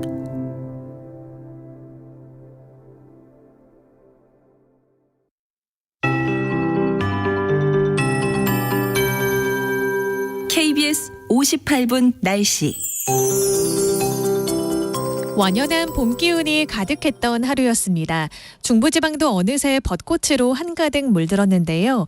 내일부터 서울 윤중로와 석촌호수에서는 벚꽃 축제도 시작됩니다. 내일 밤부터 토요일 낮까지 전국에 비 예보가 있어서요. 주말보다 내일 하루 벚꽃나들이 즐기시기 더 좋겠습니다. 내일 낮 기온은 서울과 춘천 21도, 대전과 전주, 대구 22도까지 오르며 오늘보다 2도에서 5도가량 높아 더 따뜻하겠습니다. 다만 아침 기온은 춘천 3도, 서울과 대전 6도, 전주와 대구 7도로 아침과 낮의 기온차가 15도 안팎으로 크게 벌어져 옷차림에 유의하셔야겠습니다. 미세먼지에도 유의하셔야겠는데요. 오늘 낮부터 서풍을 타고 국외 미세먼지가 유입되면서 서쪽 지역을 중심으로 점차 먼지 농도가 높아지겠고 내일은 영남을 제외한 전국 대부분 지역에서 종일 미세먼지 농도 나쁨 수준을 보이겠습니다. 특히 수도권은 오전에 매우 나쁨까지 치솟겠습니다. 보건용 마스크 잘 착용하셔야겠습니다. 내일 밤부터 모레 낮까지 전국적으로 비가 내리겠는데요. 특히 제주도와 전남, 경남에는 시간당 10에서 20mm의 강한 비가 집중되겠고 바람도 매우 강하게 불겠습니다. 비의 양도 제주 산지에 최대 150mm 이상, 전남과 경남에 최대 60mm로 많겠고요. 중부지방에도 10에서 40mm가 예상됩니다. 조하늘이었습니다. 정성을 다하는 국민의 방송 KBS가 6시를 알려드립니다. AM 711kHz, FM 97.3MHz, KBS 일라디오입니다. HLKA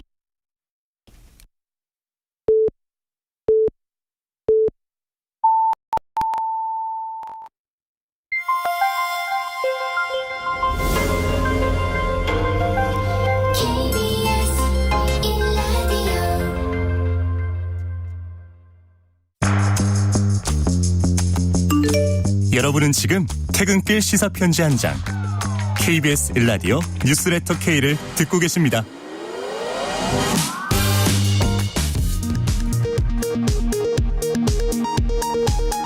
이 시각 라디오 정보센터 뉴스입니다. 트럼프 미국 대통령이 이란과 합의가 이루어지지 않으면 2, 3주에 걸쳐 이란을 극도로 강하게 타격할 것이라고 경고하면서 국제유가가 다시 가파른 오름세로 돌아섰습니다. 아시아 주요 증시는 하락세를 보였습니다. 페제시키안 이란 대통령이 미국 등에 어떠한 적개심도 없다며 종전 시사 발언을 내놨지만 트럼프 대통령의 협박성 발언이 나온 이후 이란군은 영원한 후회와 항복이 있을 때까지 전쟁을 계속하겠다며 항전 의지를 밝혔습니다. 이재명 대통령은 오늘 국회 시정연설을 통해 중동전쟁 여파에 대응하기 위한 추가 경정 예산안의 신속한 처리를 당부했습니다. 지금 상황을 단기간에 끝나지 않을 수 있는 거대한 폭풍우에 비유하며 비상 상황엔 비상한 대책이 필요하다고 강조했습니다. 2차 종합특검팀이 김건희 씨의 디올백 수수 사건 봐주기 수사 의혹과 관련해 대검찰청과 서울중앙지검에 대한 압수수색에 나섰습니다. 미국 항공우주국의 아르테미스 2호가 우주비행사 4명을 태우고 50여 년 만에 달 탐사에 나섰습니다. 함께 탑재된 한국의 큐브 위성은 지구 궤도에서 성공적으로 사출됐습니다. 지금까지 라디오 정보센터 뉴스 편유희였습니다.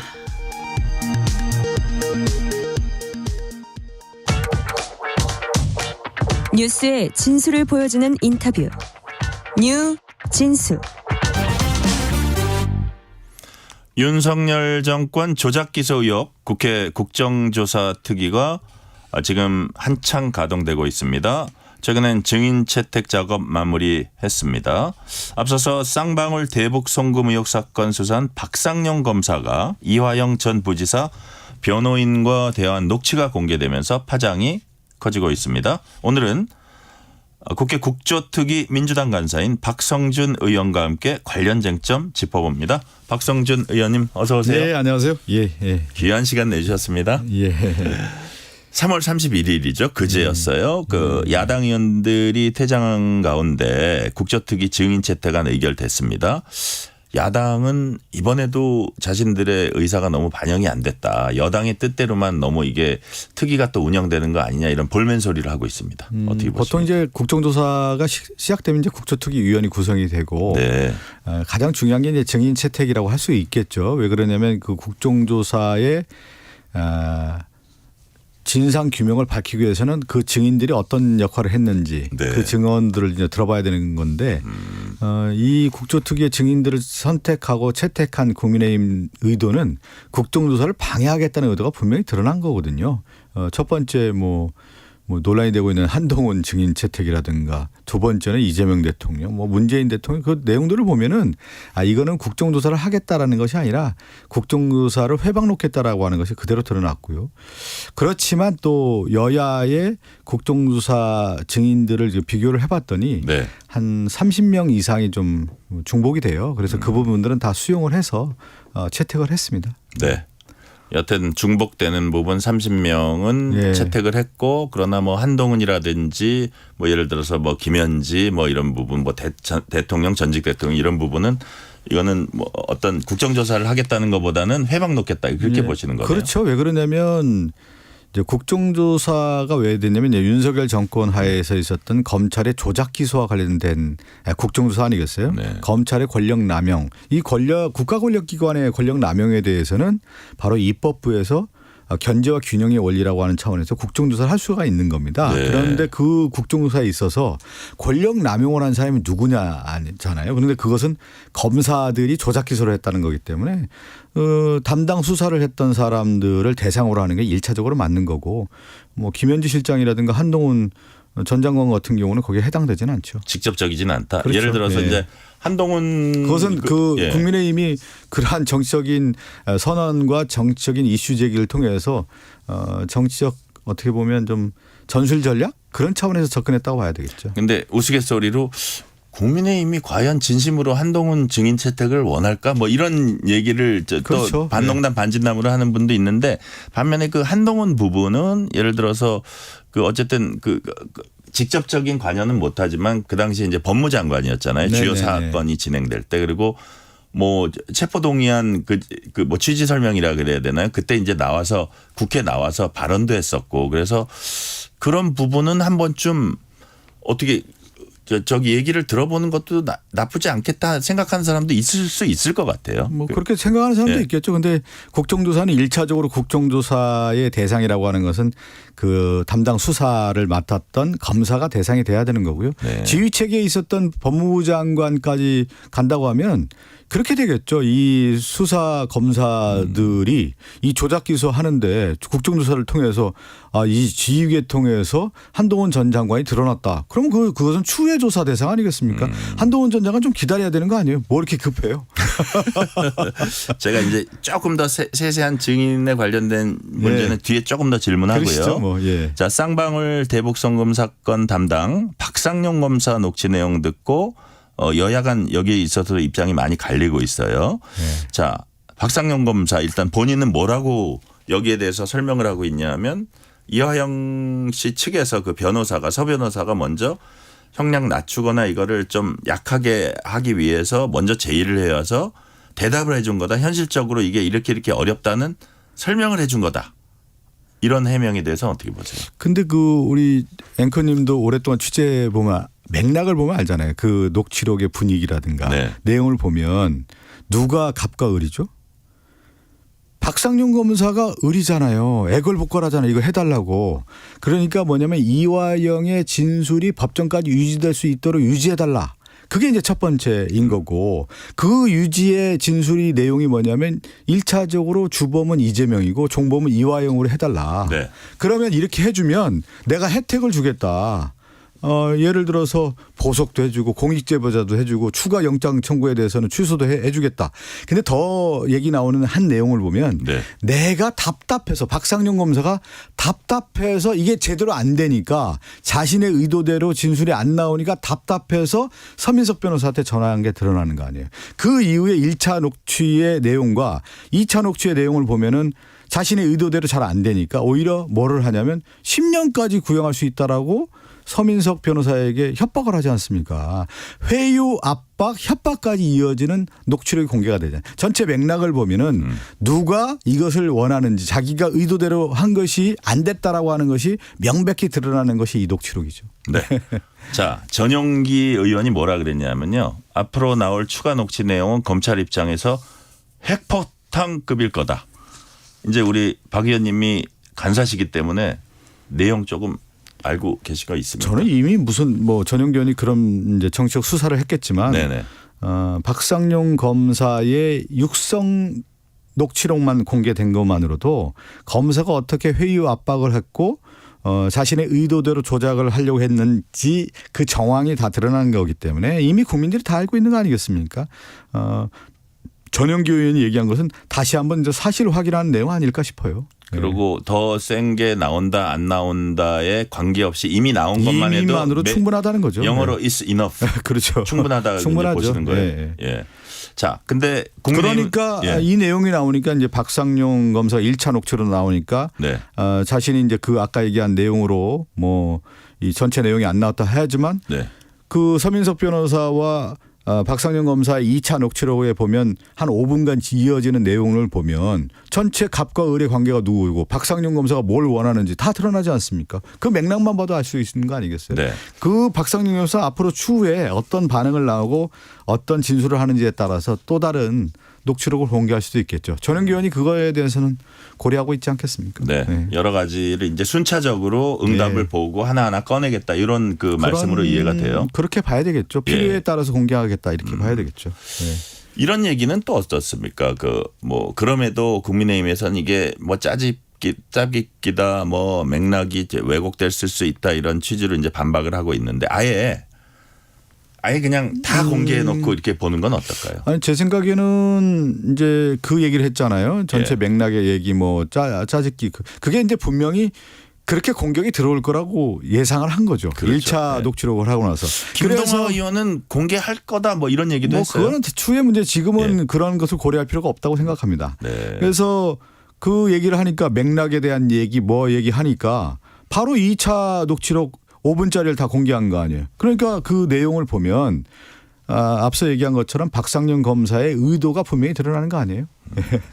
어떤 자기의 의도대로 발언해 주기를 압박하고 회유했다. 회유하고 협박까지 하는 거죠. 구형에 대한 얘기를 하고. 네.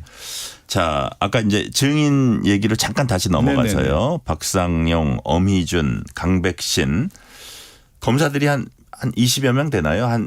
뭐 검사들 예. 숫자로 세보지는 않았지만 예. 꽤 됩니다. 일반 증인들. 그렇죠. 근데 이게요. 예. 여러 사람을 했지만 사건 자체가 여러 개예요. 7개 사건이에요.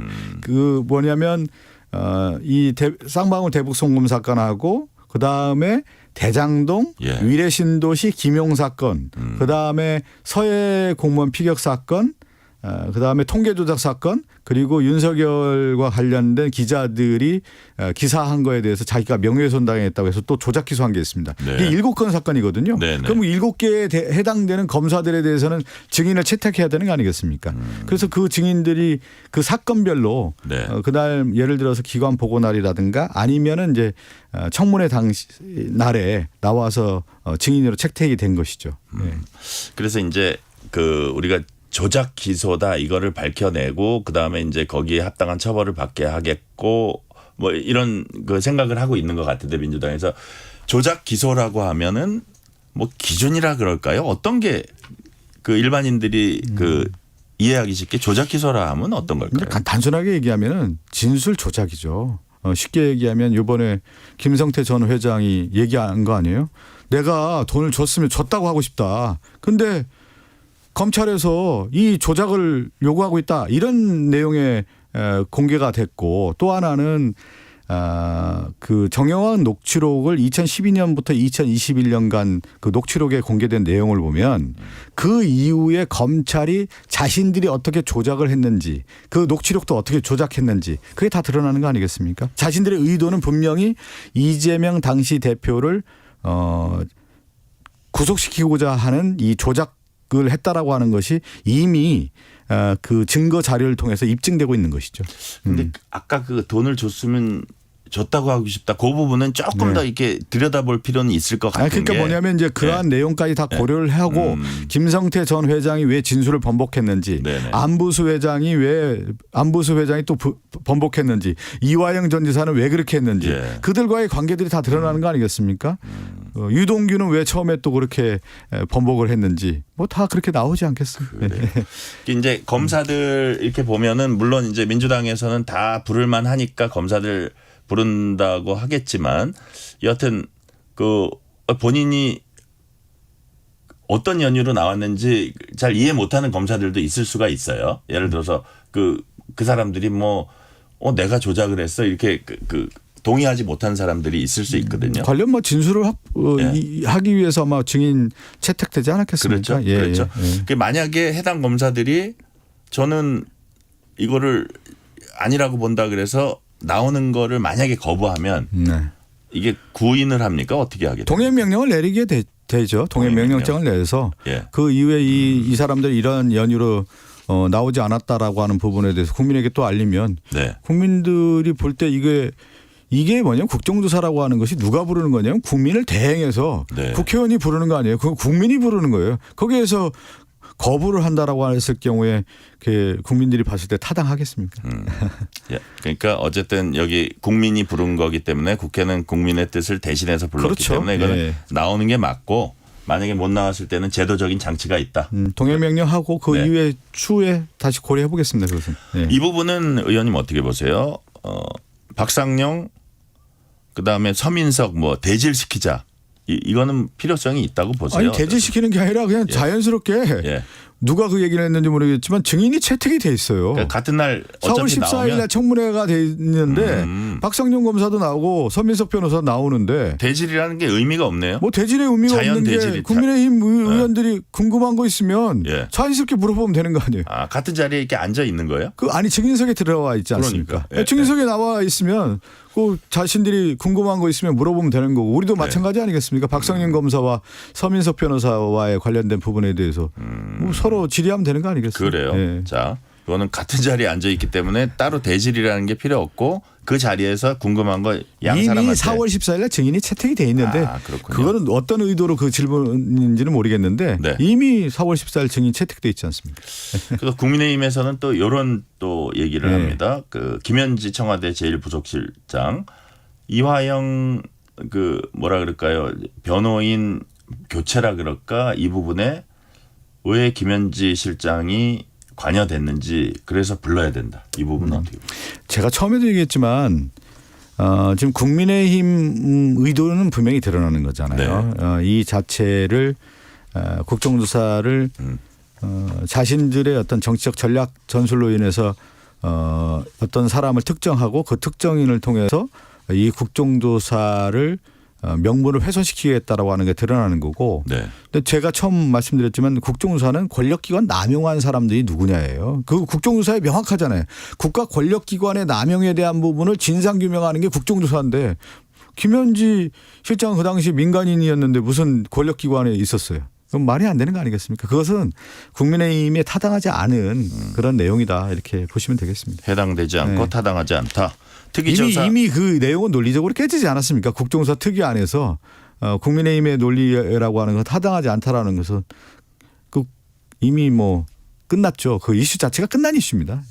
자, 7개 사건이 이제 조사 대상이잖아요. 대북송금, 대장동, 뭐 통계 조작, 서해 공무원 피살, 김용 뇌물수수 의혹 사건 뭐 이런 것들이 있는데 예를 들어서 김용 사건 같은 경우도 그 조작의 가능성이 실제로 있다고 민주당에서 보시는 거예요. 그게 이제 대장동 사건부터 이제 출발한 거 아니겠어요? 그러면 제가 그냥 이렇게 좀 얘기를 드릴게요. 앞서 뭐 검사들 얘기하고 하는데 우리 전 앵커님도 아마 정치부 기자로서 오랫동안 출입을 하고 그 정치인들 많이 알잖아요. 근데 과거에 군사정부에서는 누구를 제거하려고 했습니까? 중앙정보부를 동원해서 김대중 대통령을 제거하려고 했던 거 아니겠습니까? 그것이 오랫동안 김대중 대통령이 고초를 겪은 거 아니겠어요? 그런데 민주화 이후에 보면 대선 87년 체제 이후에 후보들끼리 경쟁해서 패배한 후보에 대해서 그 가족들을 조사하거나 그 후보를 조사하거나 했던 적이 있습니까? 없었죠. 그게 이제 민주주의에서의 선의의 경쟁에 의해서 승자가 패자와 관련된 부분에 대해서는 어떻게 보면은 용인하고 그냥 넘어갔던 일이란 말이에요. 예를 들어서 이회창 당시 후보가 찻대기 했다고 해가지고 김대중 대통령이 이걸 조사했습니까?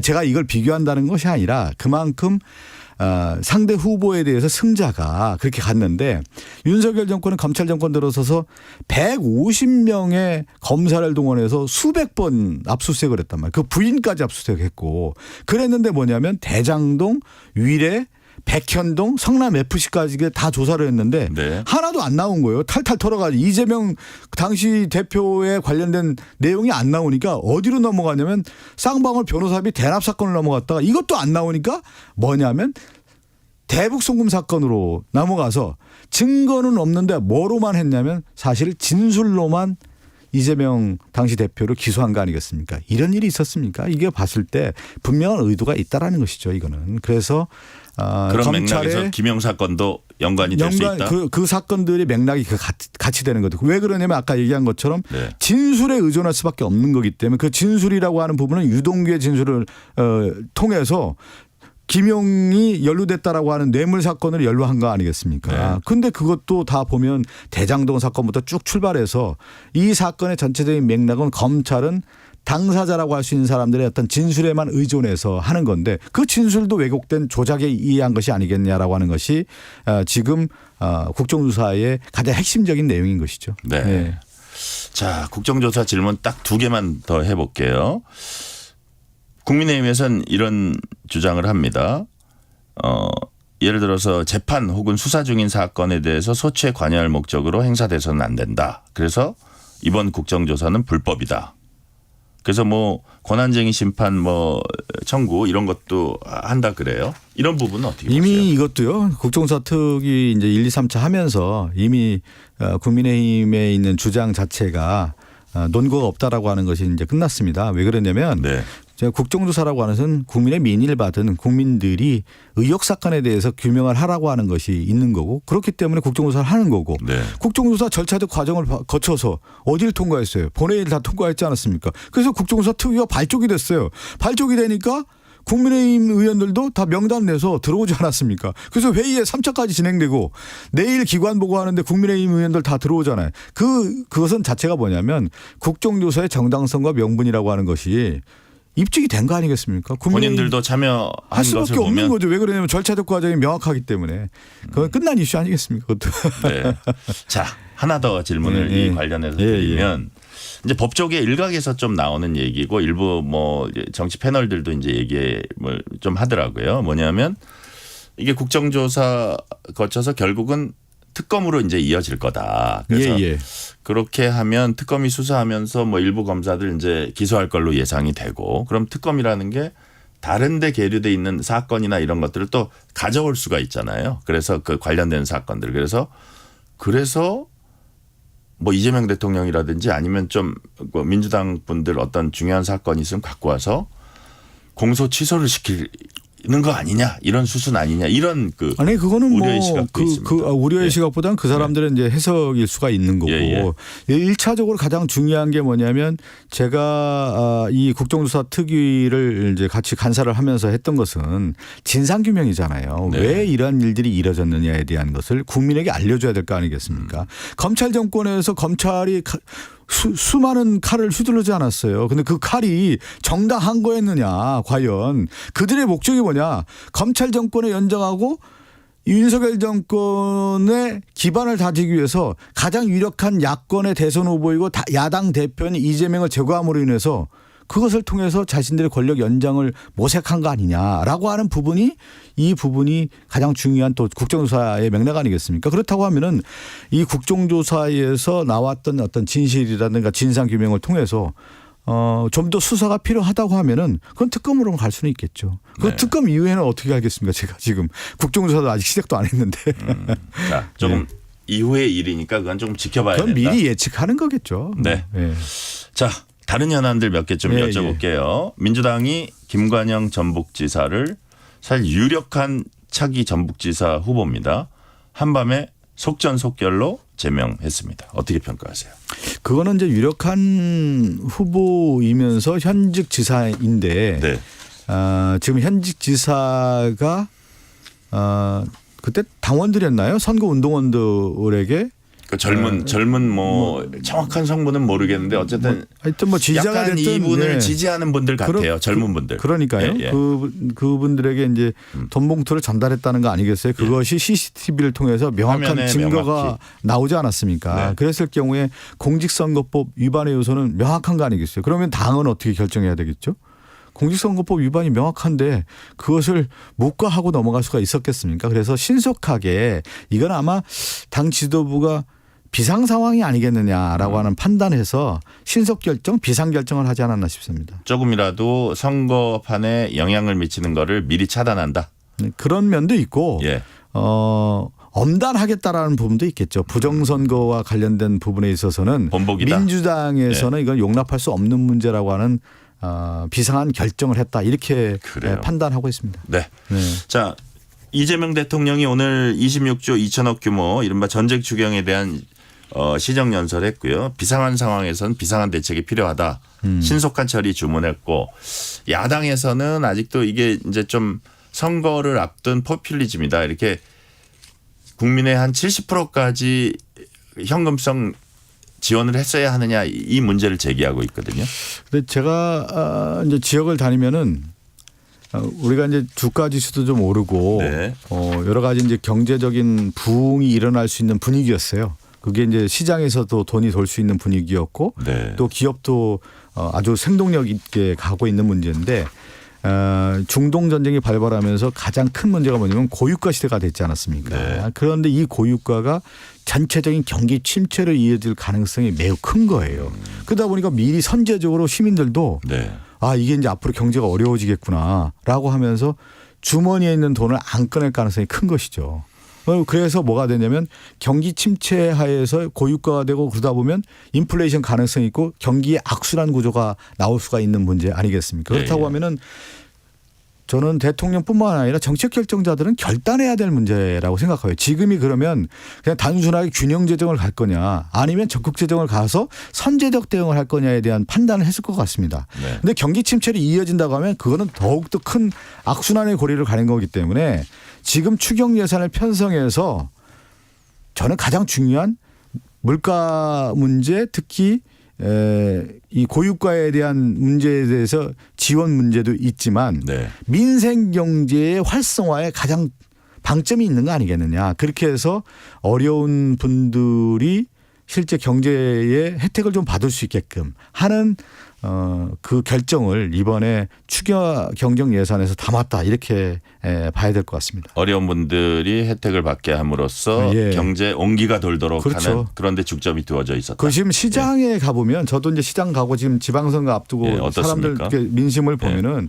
어렵다는 거예요. 그래서 이게 좀 흐르게 좀 만들어 달라는 거 아니겠습니까? 그것이 아마 민심으로 다 반영돼서 정부의 정책 결정자들 대통령뿐만 아니라 정부의 정책 결정자들이 이런 결정을 했다고 봐야 되겠죠. 적극적인 재정이 예. 필요해 보였다. 예, 그런 예. 말씀이시고요. 지금 민주당 현안들을 몇 개만 더 살펴보면 이제 국민의힘의 초선 의원이죠. 김재섭 의원이 계속 정원호 그 서울시장 예비 후보를 이제 공격을 하고 있습니다. 주로 그 전에는 무슨 뭐 수의계약 뭐 이런 얘기들 좀 하고 뭐 도이치모터스 행사 뭐 이런. 이번에는 그 칸쿤 이게 뭐 처음에는 여직원하고 둘이 간 것처럼 사람들이 이제 저기 오해를 했었는데 보니까 11명이 간 출장이었고 근데 물론 칸쿤 안 가고 한국으로 돌아간 사람도 있지만 예를 들어서 2박 3일이 이제 초점이 조금 바뀐 것 같아요. 어제 오늘 2박 3일이 그냥 경유냐 아니면 거기 간 김에 여행을 한 거냐. 뭐 이런 거 갖고 또 논란이 좀 되는 것 같습니다. 어떻게 보세요? 제가 이제 김재섭 의원하고 모 방송에서 얘기하면서 김재섭 의원이 무리수를 뒀다. 이제 홈런 치려고 하다가 이격수 땅볼 아웃됐다. 가장 중요한 팩트 체크가 안 됐는데 그 자리에서도 그 얘기를 했잖아요. 자기는 2명이 갔다고 얘기하지 않았다 했는데 거기서부터 흔들렸잖아요. 그래서 이미 스텝이 꼬인 거예요. 이 이슈 자체가 김재섭 의원이 팩트 체크를 제대로 하지 않은 상태에서 단순 의혹 제기를 하다 보니까 이렇게 온 거고 뭐 그 칸쿤에서는 회의가 있었다는 거 아니겠어요? 그리고 그것으로 뭐 끝난 거 아니겠습니까? 그냥 외유성이 아니라 회의에서 해외 출장 간 거 아니겠어요? 뭘 더 제기를 할 게 있겠습니까? 이미 김재섭 의원은 의혹 제기를 2명이 갔다라고 하는 쪽에서 포커스를 맞췄던 부분이 이미 깨졌다. 그래서 저는 단순 의혹 제기가 이미 물거품이 됐다. 그 이후에 무슨 뭐 그게 경유지가 왜 2박 3일이 어떠냐 이런 것도 별로 의미가 없다. 제가 그 얘기도 했어요. 만약에 저도 이제 정치하면서 이걸 의혹 제기를 하면 후속타가 나와야 되는 거예요. 후속타라고 하는 것이 이것을 입증해 줄 수 있는 증거가 나와야 되는 거 아니겠습니까? 네네. 단순 의혹 제기는 얼마든지 할 수가 있겠죠. 그러려면은 김재섭 의원이 정치인으로서 이 의혹 제기에 대한 책임을 지려면 여기에 대한 입증할 수 있는 자료가 나와야 되는 거예요. 입증할 수 있는 자료가 지금 그냥 의혹 아니에요. 왜 거기 갔냐? 2박 3일이야. 이거 가지고는 저는 김재섭 의원이 한 정치인으로서 그렇게 정치하면 안 된다는 생각이 들어요. 네. 자, 지방선거 질문을 한 두세 개 하면서 이제 대담을 마무리할 건데요. 대구시장 선거에 김부겸 전 총리가 이제 뛰어들었습니다. 네네네. 그래서 국민의힘 내부에서는 자조적으로 국민의힘이 김부겸 전 총리를 불렀다 이런 얘기도 좀 나오나 봐요. 네네. 그리고 오늘은 홍준표 전 대구시장이 김부겸 전 총리를 지지한다는 거기에 대구시장에 적합한 사람이다 지금 이런 취지로 얘기를 했거든요. 어떻게 평가하십니까? 그거는 아마 현실적 판단이 홍준표 전 대표가 하지 않았나 싶어요. 이제 대구시장도 했고 지금 대구의 상황을 보니까 녹록지 않은 상황이고 또 보수의 심장이라고 하는 대구에서 나오는 그 후보들의 면면을 봤을 때 과연 대구를 생명력을 불어넣을 수 있는 리더십을 발휘할 수 있겠느냐. 그렇지 않다면 검증되고 그리고 정치인으로서도 그렇고 희생도 하고 또 경력면에서 장관도 하고 또 국회의원도 오랫동안 해봤고 총리까지 했고 그리고 이 현 정부에서 일을 할 수 있는 능력과 자질을 갖췄고 또 하나가 더 중요하다고 봐요. 김부겸 전 총리가 포용력이 있거든요. 사람들과의 어떤 관계 이런 것들을 봤을 때 여야를 넘나들 수 있는 어떤 정치력을 발휘함으로 인해서 대구에 지금 멎어 있는 심장을 생명력을 생동력을 다시 불러일으킬 수 있는 후보가 누구냐. 지금에 있는 국민의힘 후보보다는 월등하게 김부겸 전 총리가 우위에 있지 않겠냐라고 보고 있는 것 같고 그 점에서 홍준표 전 국민의힘 대표가 네. 힘을 실어줬다 이렇게 봐야 되겠죠. 그래요. 네. 의원님 보시기에도 지금의 흐름으로는 민주당이 대구에서 상당히 승산이 있다. 그렇게까지 얘기하는 것은 너무 섣부른 판단이고요. 왜 그러면 선거라고 하는 것은 지금 한 60일 남아있는 시점에서 최선을 다해야 되는 거고. 그런데 네. 저는 유권자들의 판단이 어떤 거냐면 정말 진정으로 대한민국과 대구를 위해서 일을 할 수 있는 사람이 누구냐를 좀 볼 필요가 있다라고 하는 점에서는 유권자 판단이 이번에는 달리 있을 수 있다. 네. 과거에는 어떤 이념적 지역적 투표가 있다고 하면 네. 지금 흐름이 실용주의로 가고 있지 않습니까? 아니 대구 지금 오랫동안 그렇게 표를 많이 몰아주고 했는데 제대로 좀 됐냐. 그 지역민들이 그렇게 판단하고 있다는 거 아니겠어요? 그 민심이 어느 정도 반영됐기 때문에 김부겸 전 총리도 불러올 수 있었던 거 아니겠습니까? 네.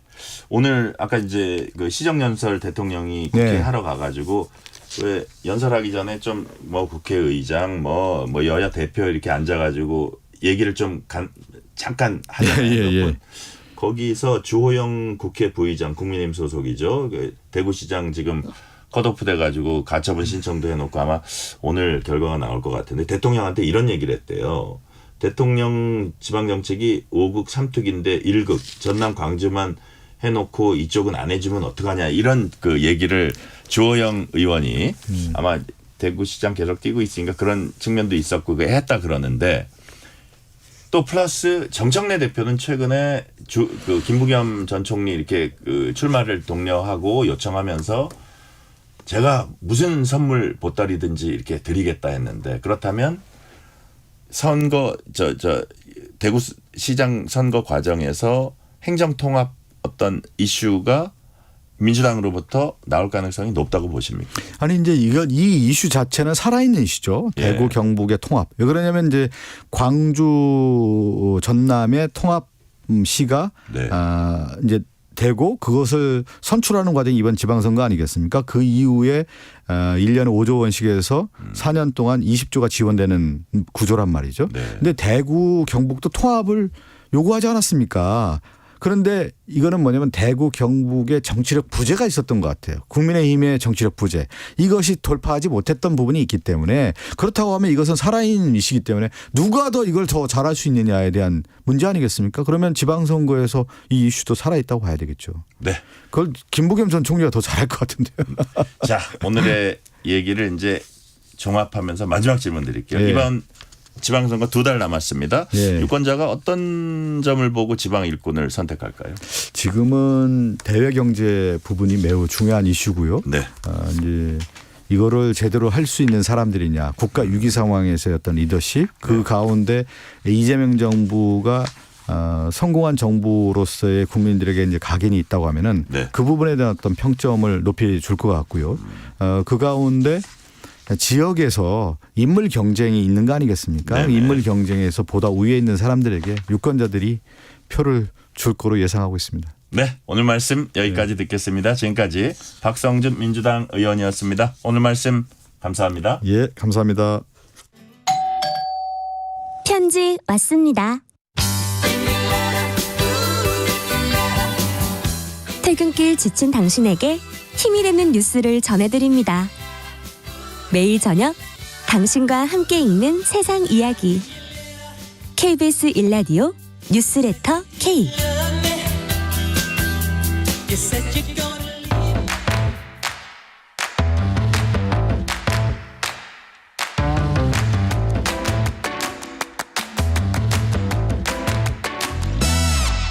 오늘 가장 뜨거운 뉴스, 화제 소식 쏙쏙 골라서 전해드립니다. 뉴스레터 브리핑.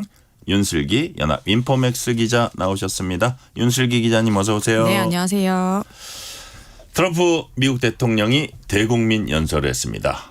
이재명 대통령은 시정연설하고 트럼프 대통령은 대국민 연설. 당초엔 트럼프가 종전선언하지 않을까 아니면 최소한 종전 구상이라도 밝히지 않을까 이렇게 예측들 많이 했었거든요. 근데 막상 뚜껑을 열고 보니까 좀 달랐죠. 네, 이번 연설의 메시지는 전쟁을 끝내겠다라기보다는 우리가 지금까지 얼마나 크게 이기고 있는지를 보여주겠다라는 데 더 가까웠는데요. 트럼프 대통령은 20분 동안 연설을 했는데 예상과 달리 종전선언이나 구체적인 출구 전략은 내놓지 않았습니다. 대신 지금까지 군사작전 성과를 길게 나열하면서요. 네. 사실상 전쟁 목표가 거의 달성 단계에 들어섰다고 강조하는데 상당한 시간을 쓰기도 했고요. 연설 분위기 자체도 상당히 자신감이 강했는데 트럼프 대통령은 나사의 아르테미스 2호 발사를 축하하는 말로 연설을 시작해서 미국의 국력과 기술력, 군사력까지 하나로 묶어서 보여주려는 상징적인 장치로 읽히기도 했습니다. 또 사실상 이란전에 대한 성과 보고 형식으로 넘어가면서요. 자신이 주도권을 쥐고 있다. 이 전쟁에 있어서는 라는 이미지를 먼저 보여주는 게 더 중요했던 것으로 보입니다. 네. 한편으로는 전쟁이 거의 끝나간다 이런 얘기도 하면서 또 한편으로는 앞으로 2, 3주 동안 대대적 공격을 하겠다. 이란을 석기 시대로 되돌려 놓겠다 이렇게 경고를 했습니다. 이건 어떻게 봐야 돼요? 네, 바로 그 대목이 이번 연설의 가장 중요한 포인트면서 동시에 가장 좀 모순적으로 들리는 부분인데요. 네. 트럼프 대통령은 겉으로는 좀 어려운 고비는 이미 지났고 분쟁이 끝나면 호르무즈 해협도 자연스럽게 열릴 것이라고 말했는데 그러면서 자연스럽게 또 원유 가격도 자동적으로 내려갈 것이라고도 말했고요. 네. 근데 이러면서 정리 국면에 들어선 듯한 인상을 줬지만 바로 이어선 2, 3주 안에 이란을 상대로 강한 폭격을 계속할 것이다라고 경고하기도 했습니다. 특히 협상이 결렬될 경우엔 이란 발전소와 에너지 인프라를 집중적으로 타겟하겠다라는 압박도 했고요. 네. 결국 종전보다는 막판 강공을 통해 이란을 더 세게 압박하겠다라는 전략으로 읽혔습니다. 트럼프 연설 이후에 코스피가 상승세를 접고 전날보다 4% 넘게 빠지면서 이제 마감을 했어요. 시장이 왜 이렇게 민감하게 반응한 걸까요? 네, 오늘 시장은 기대가 좀 꺾이면서 급격히 방향이 뒤집힌 장이었는데요. 코스피가 하루 만에 4.47% 빠지면서 5,234선에서 마감을 했습니다. 어제 8% 넘게 급등했던 상승분을 절반 이상 되돌린 셈이고요.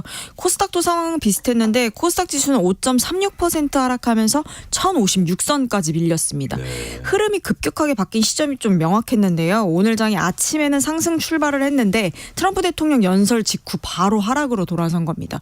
이후 오후로 갈수록 낙폭이 더 커지면서 전형적인 급락 장세가 만들어졌고요. 장중에는 심지어 코스피와 코스닥 모두에서 매도 사이드카까지 발동되기도 했습니다. 특히 오늘 하락은 특정 업종이 아니라 시장 핵심 축들이 좀 동시에 무너졌는데 특히 크게 올랐던 삼성전자와 SK하이닉스가 오늘은 나란히 5% 넘게 급락하기도 했습니다. 네, 정부가 원유 자원 안보 위기 경보를 한 단계 더 올리면서 공공기관 차량 운행 제한도 강화합니다. 이렇게 하는 배경을 좀 설명을 해 주세요. 네, 정부가 2일 자정을 기해 그러니까 오늘 자정부터 원유 자원안보 위기경보를 기존 주의에서 경계로 격상하기로 했고요. 네. 이에 맞춰서 에너지 소비를 줄이기 위한 조치를 강화하겠다라고 밝혔습니다. 그 핵심은 바로 공공기관 승용차 운행 제한 강화인데요. 사실 이게 지난달 25일부터 공공기관은 차량 오부제가 시행되고 있었는데 네. 이걸 오는 8일 0시부터 2부제 그러니까 홀짝제로 한 단계를 더 강화하기로 한 겁니다. 그래서 공공기관과 직원들에게 준비 시간을 주기 위해 8일부터라고 시작하겠다라고 설명을 하고 있는데 사실 문제는 좀 여기서부터인데요. 전 사회적으로 에너지를 소비를 좀 줄여야 한다라고 정부가 주장하고 있는데 실제로 당장 강하게 묶는 대상은 사실상 공무원과 공공기관 직원 차량뿐이라 좀 비판의 목소리도 나오고 있습니다. 네.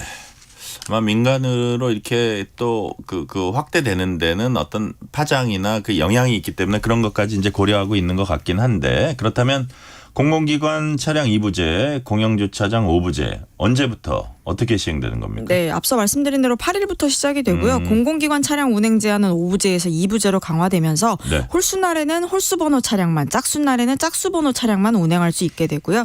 여기에 정부가 삼진 아웃 제도도 새로 도입을 했는데 한 번 위반하면 구두 경고와 계도에 그치지만 두 번째 위반하면 기관장 보고와 함께 주차장 출입이 제한됩니다. 세 번째 위반부터는 징계까지 검토하겠다라는 방침이고 또 2부제 운영이 부실한 기관은 언론에 공개하는 방안까지 검토되고 있습니다. 네. 자, 아까 말씀하신 대로 예외 차량도 많고 공영주차장 제외 대상도 넓습니다. 그래서 절감 효과가 과연 그 예정한 대로 예상한 대로 이렇게 거둘 수 있을까? 효과를 거둘 수 있을까? 이런 부분이 어떻게 되는지 이 부분이 결국 성공의 관건이라고 볼 수 있는 거죠. 네, 바로 그 지점이 이번 대책의 좀 가장 큰 논란인데요. 우선 말씀하신 대로 적용 예외가 좀 적지 않습니다. 네. 공공기관 차량 2부제 같은 경우에는 전기차와 수소차는 계속 제외되고 있고요. 장애인이나 임산부 탑승 차량, 대중교통 출퇴근이 어려운 직원의 차량, 기관장이 필요하다고 인정한 차량도 예외 적용을 받고 있습니다. 네. 여기에 공공기관장이 제외할 필요가 있다라고 판단하는 주차장도 아예 5부제를 적용하지 않을 수가 있는데요. 정부는 뭐 전통 시장이나 관광지 인근, 환승 주차장, 교통량이 적은 주차장 등을 예시로 들고 있는데 문제는 이 범위가 좀 넓어서 지방선거를 앞둔 상황에서 지자체장들이 민심을 의식해 제외 주차장을 좀 과도하게 늘릴 수 있지 않겠느냐라는 우려도 나오고 있습니다. 절감 효과 추산도 좀 논란인데요. 공공기관 차량 5부제를 시행하면 월 6,900에서 35,000배럴, 2부제로 강화하면 월 17,000에서 87,000배럴 정도의 석유 소비를 줄일 수 있다고 봤고요. 또 공영주차장 5부제로는 월 5,000에서 27,000배럴 정도를 절감할 수 있다고 추산했는데 사실 여기는 좀 현실과 안 맞는 가정이란 지적이 나옵니다. 네. 공공기관 주차장이 뭐 늘 꽉 차 있는 것도 아니고 또 공영주차장에 못 세우면 민간 주차장으로 가는 경우도 많기 때문에 이런 부분에 대한 좀 보완이 필요하지 않겠느냐라는 지적도 나오고 있습니다. 그래요. 지난달 서울에서 아파트나 오피스텔 같은 집합 건물 증여 크게 늘었습니다. 아무래도 파는 것보다는 자식이나 이렇게 가족에게 증여하는 게 더 낫다고 이렇게 판단한 것 같아요. 네, 결론부터 말씀드리면 지금 안 움직이면 이제 세금 부담이 더 커질 수 있다라는 판단이 작용한 것입니다. 네. 지난달 서울에서 아파트나 오피스텔 같은 집합 건물 증여 건수가 1,345건으로 집계가 됐는데 이게 3년 3개월 만에 가장 많은 수준이거든요. 그래요. 배경엔 세금 제도가 있는데요. 5월 9일 기점으로 다주택자 양도소득세 중과 유예가 끝날 예정인데 지금은 다주택자가 집을 팔아도 세금 부담이 다소 완화돼 있지만 유예가 끝나면 집은 처분할 때보다 세금이 더 무거워질 수 있다는 얘기입니다. 네. 게다가 여기에 고가주택을 중심으로 보유세 부담까지 커질 가능성이 거론되면서 다주택자 입장에선 팔든지 넘기든지 줄이든지 좀 결정을 해야 되는 상황이 온 겁니다. 네, 마지막 질문 짧게 드릴게요. 자, 윤석열 전 대통령이 수감 기간 한 8개월 동안 받은 영치금이 12억 4천만 원 달한다는 보도 나왔습니다. 이게 본래 뭐 구치소 안에서 간식이나 생필품 사는 돈인데 액수가 워낙 커서 논란이 되고 있어요. 네, 맞습니다. 돈이 많이 들어왔다라는 차원을 넘어서 영치금 제도가 좀 정치적 후원이나 지지금 모금 통로처럼 좀 작용할 수 있는 거 아니냐는 건데요. 네. 윤 전 대통령이 지금 재구속된 이후 올해 3월 초까지 266일 동안 총 12억 4,028만 원의 영치금을 받은 것으로 나타났고요. 네. 부인 김건희 씨도 예외가 아니었는데 김 씨는 지난해 8월 수감된 후 9,305만 원의 영치금을 받은 것으로 알려졌습니다. 네, 여기까지 듣겠습니다. 지금까지 연합인포맥스 윤슬기 기자였습니다. 오늘 말씀 감사합니다. 고맙습니다.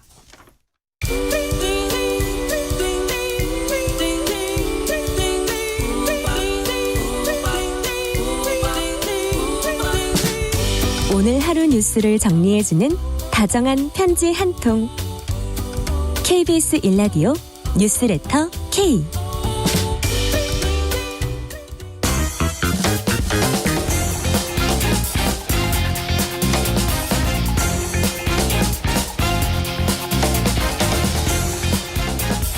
한 주의 스포츠 소식 전해드립니다. 스포츠는 완수. 이번 주 스포츠 뉴스 KBS 김한수 기자와 완수하겠습니다. 김한수 기자 어서 오세요. 네, 안녕하세요. 우리 축구대표팀 좀 우울한 소식부터 가겠습니다. 최근에 코트디부아르, 오스트리아와 두 차례 친선 경기 모두 졌습니다. FIFA 랭킹 3단계 하락해서 25위죠. 네, 그렇습니다. 조금 아쉽죠. 사실 네. 월드컵에 좀 올라가줘야 되는데 그러니까요. 뭐 지난 1월에 22위였는데 3계단 하락해서 25위입니다. 아까 말씀하신 것처럼 코트디부아르한테 4대 0으로 치고 네. 또 오스트리아에게 아쉽게 1대 0으로 져서 순위가 하락했는데요. 뭐 피파가 이제 이달부터 A매치 결과를 반영해서 하게 되는데 조금 이제 아쉬운 점은 일본은 저 가서 스코틀랜드 이기고 잉글랜드 이기면서 한 계단 올라가서 18위. 네, 그리고 지금 전쟁을 겪고 있는 이란도 21위거든요. 그런 의미에서 조금 아쉽고요. 또 이제 우리 월드컵 본선 상대 보면 멕시코도 한 계단 올라서 15위. 그리고 어제 그러니까 유럽 플레이오프에서 통과한 체코가 41위, 그리고 남아공은 60위 그대로입니다. 그리고 이제 큰 지각 변동은 프랑스가 다시 1위를 회복했습니다. 아, 그래요? 네, 스페인을 제치고 회복해서 전체적으로 세계 축구도 조금씩 지각 변동을 하면서 프랑스 같은 경우 올라가는데 우리가 떨어진 건 조금 아쉽습니다. 그래요.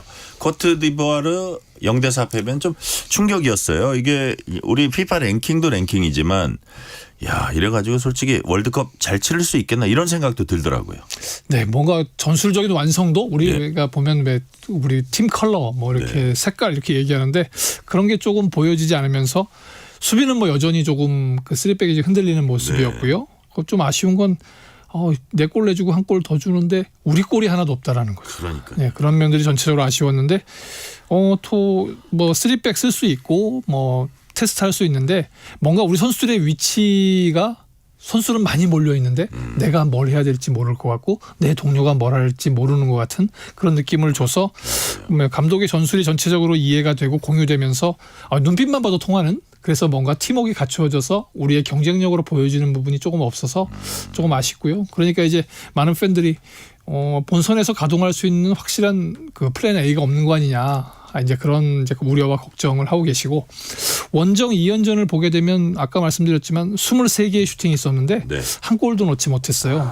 네, 빌드업이라든가 점유율을 포기한 채 약간 밑으로 이제 내려온 상황에서 경기를 하다 보니까 뭐 이강인 선수의 날카로운 패스로 손흥민 선수에 연결하긴 해도 손흥민 선수가 뭐 두세 명한테 어차피 견제를 받는 상황이잖아요. 그러니까 마음대로 이렇게 살릴 수 있는 기회는 아니어서. 근데 이럴 때 들으면 이제 항상 떠오르는 6자가 있습니다. 골 결정력 부족, 그러니까요. 문전 처리 미숙. 이게 지금 옛날부터 듣던 얘기인데 너무 오랫동안 그죠? 네.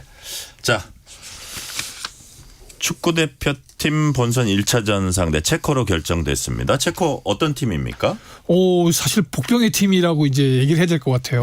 왜냐하면 사실 덴마크가 훨씬 더 객관적인 전력에서 강했는데 2대2 연장전까지 끌고 간 다음에 PK에서 행운이 따라서 20년 만에 본선에 올랐습니다. 아, 덴마크는 떨어진 거예요? 네. 그러니까 보게 되면 그러면 이 정도 팀이면 우리 해볼 만한 거 아니냐 그러는데 이제 쿠베크 감독도 본선 A조가 쉽지 않다. 한국과 남아공 만만치 않다 그러는데 우리도 만만치 않게 봐야 될 것 같아요.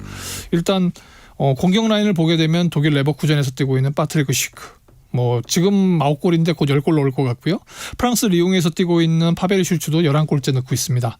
빅리그에서 골을 많이 넣는 거 보면 사실 아까 우리가 말했던 것처럼 우리 대표팀이 못 넣고 있는 상황이니까 조금 더 아쉽고요.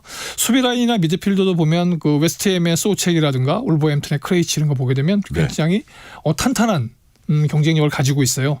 그리고 이제 무엇보다 이제 파트리크 시크를 포함해서 이런 선수들이 다 190이 넘는 장신들입니다. 그러니까 피지컬이 굉장히 강하다고 볼 수 있고 그러면 공중볼 다툼이라든가 또 위협적인 세트피스를 구사할 수 있잖아요. 그런 면에서 굉장히 좀 뭐랄까 복병인 게 분명하고 이럴 때 떠오르지 않아야 할 기억들이 가끔 떠오릅니다. 왜냐하면 우리가 이제 2002 한일 월드컵을 앞두고 히딩크 감독이 우리가 이제 5대0 감독을 데리고 왔는데 그때 5대0 네, 체코 가서 5대0으로 지고 왔잖아요. 친선 경기지만 이제 그런 것들을 보면 그게 체코였나요? 네. 그러다 보니까 좋지 않은 기억이 자꾸 떠오르게 돼서 이왕이면 본선에서 만났을 때 이번 기회에 역대 전적에서도 1승 2무 2패로 약간 우리가 이제 좀 뒤져 있는데 이번 기회에 2승하면서 2승 2무 2패 동률을 마치고 오면 좋겠습니다.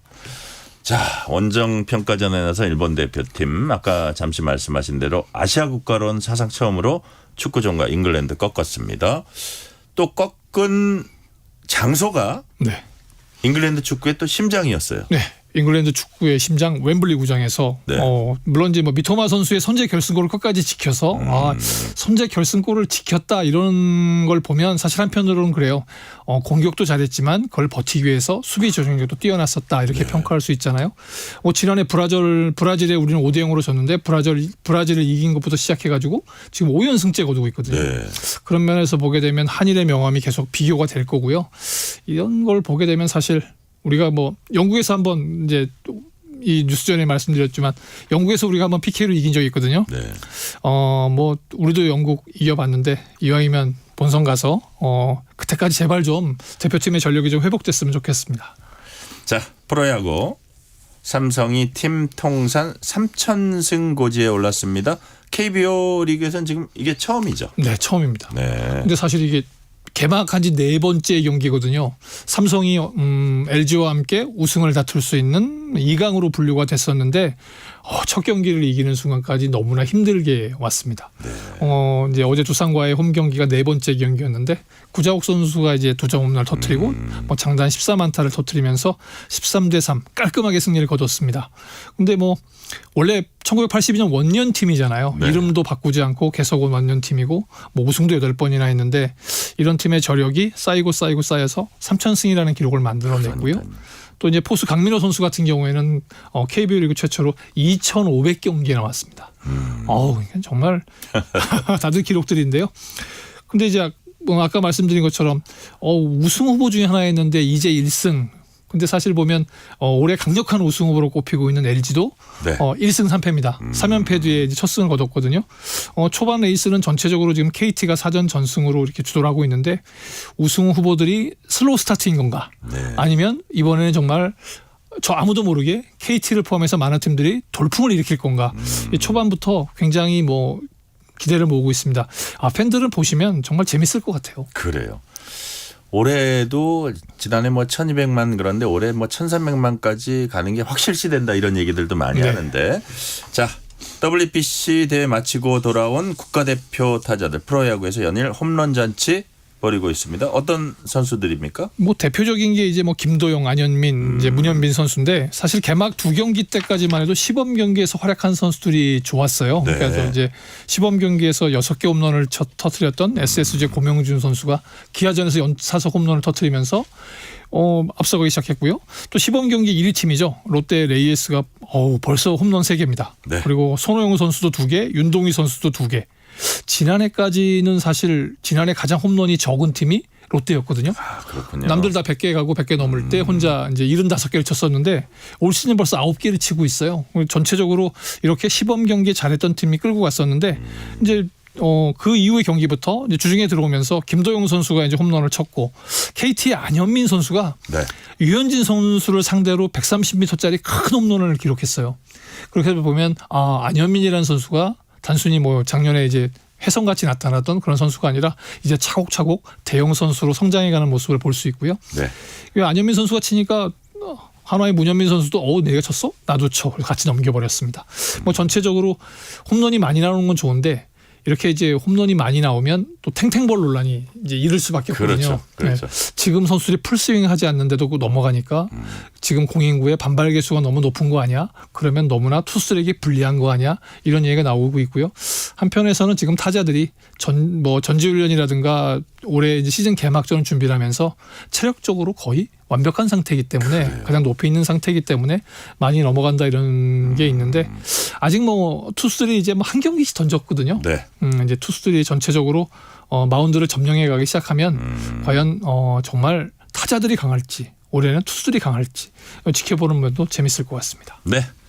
미 프로야구 메이저리그 샌프란시스코 이정후 시범 경기에서 한 경기에 멀티 홈런 쳤는데 본 경기에서 4경기 연속 출루를 했네요. 네. 이제 샌디에고의 경기에서 이제 안타는 없이 볼넷으로 나가고 네. 전날 이제 2루타 2개 치는 등해서 전체적으로 타격이 살아날 만한데도 생각보다는 잘 살아나지 못하고 있어요. 지금 시즌 타율이 21타수 4안타. 네. 아직 2할이 안 됩니다. 전체적으로 사실 WBC 때만 해도 나름대로 잘 맞추고 수비도 잘하고 그래서 그런 상승세를 리그에 가져가면 올해 좀 괜찮지 않을까 했는데 네. 아직 초반은 좀 부진한 상황이고요. 또 이제 그 LA 다저스 산하의 그 트리플 A 팀 오클라호마 시티가 있는 김혜성 선수도 네. 초반 2경기 좋았는데 잠시 주춤하고 있어요. 근데 라스베가스와의 경기에서 지금 5타수 1안타 1득점. 전체적으로 지금 22타수 8안타. 이정우 선수보다는 2배 정도 치고 있는데 네. 트리플 A인 점은 감안하고 아무래도 메이저리그의 부름을 받으려면 조금 더 쳐주고 조금 더 길게 치는. 그러니까 사실 뭐 2루타 장타가 나와줘야 이 선수를 데리고 갈 가능성이 높아서 조금 더 타선에 집중해줬으면 하는 바람입니다. 네, 5% 더 있었으면 좋겠다는 말씀이시고요. 여자 프로농구 청주 KB가 정규리그 우승 차지했어요. 네, BNK와의 경기에서 94대 60개로 이기면서 이제 남은 경기에 관계없이 21승 9패로 1위를 확정지었거든요. 네. 뭐 2023-24 시즌 이후에 2년 만에 통산 6번째 정규리그 우승인데 사실 KB 국민은행의 감독이 저하고 이름이 똑같습니다. 그런가요? 네, 김한수 감독.